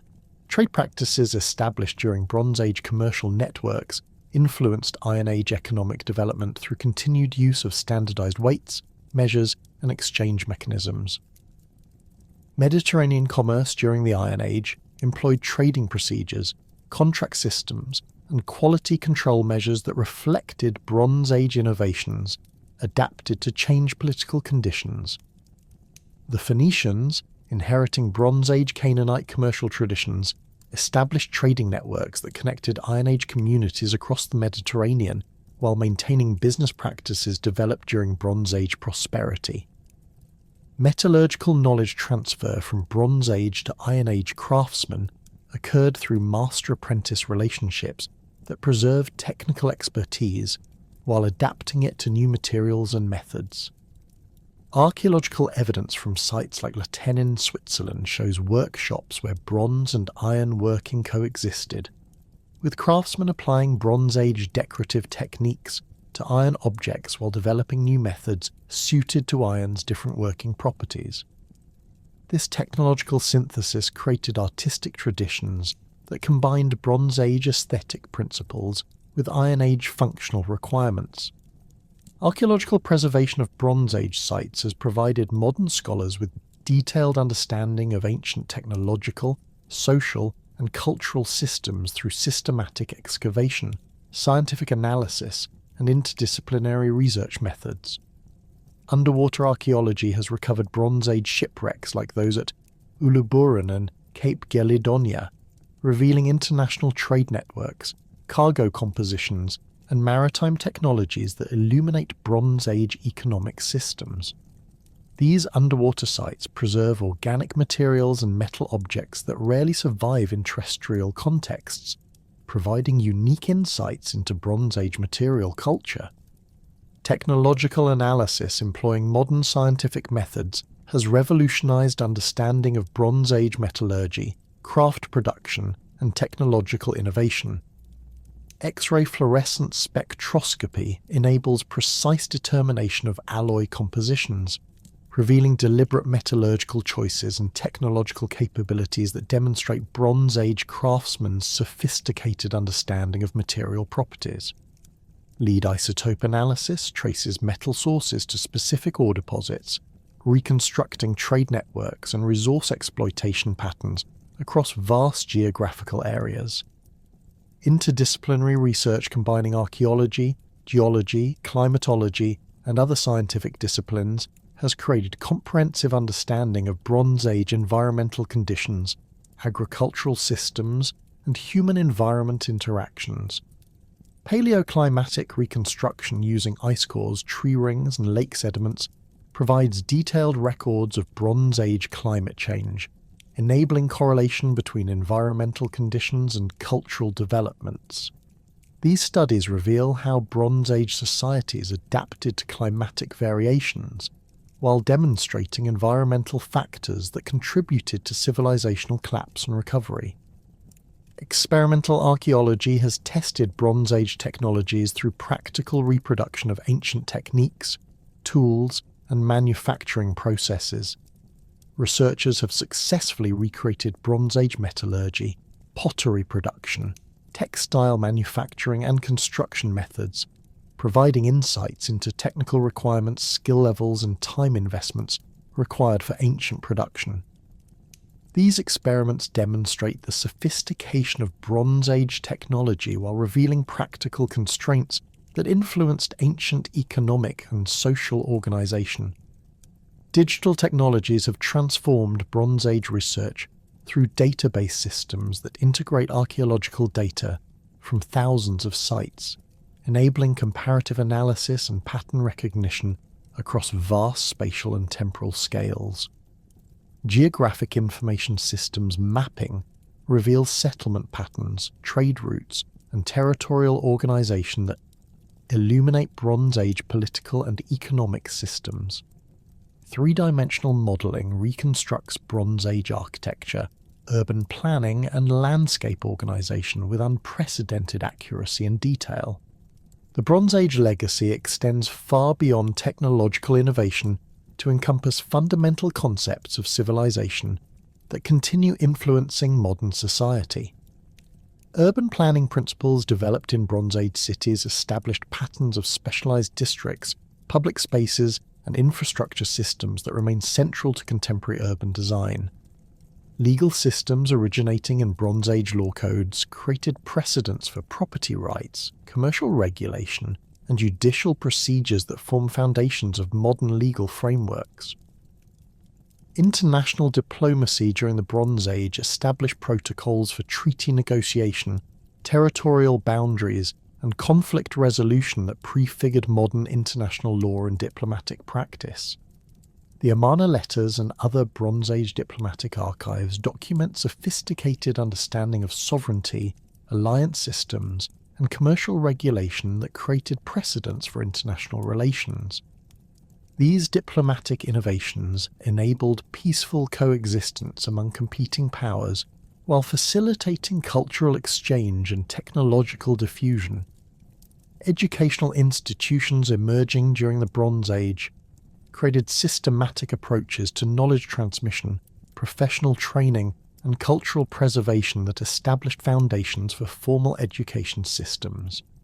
Scribal schools in Mesopotamia, Egypt, and other Bronze Age civilizations developed curriculum standards, instructional methods, and evaluation procedures that influenced educational practice throughout subsequent history.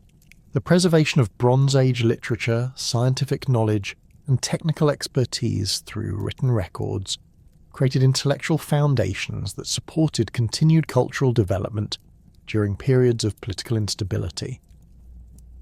The transformation from Bronze Age to Iron Age civilizations represents not an ending but a metamorphosis, where the accumulated knowledge, institutions, and cultural achievements of humanity's first great technological age provided the foundation for even greater developments to come.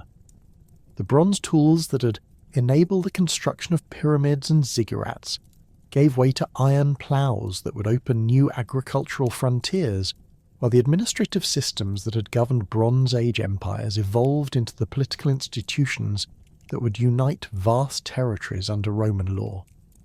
The writing systems that had recorded Bronze Age commerce and literature became the vehicles for Greek philosophy and Roman engineering, carrying forward the intellectual achievements of the Bronze Age into new realms of human accomplishment. In this great transition, the Bronze Age did not simply end but transformed itself, leaving an indelible legacy in the technological capabilities, social institutions, and cultural traditions that would define human civilization for millennia to come.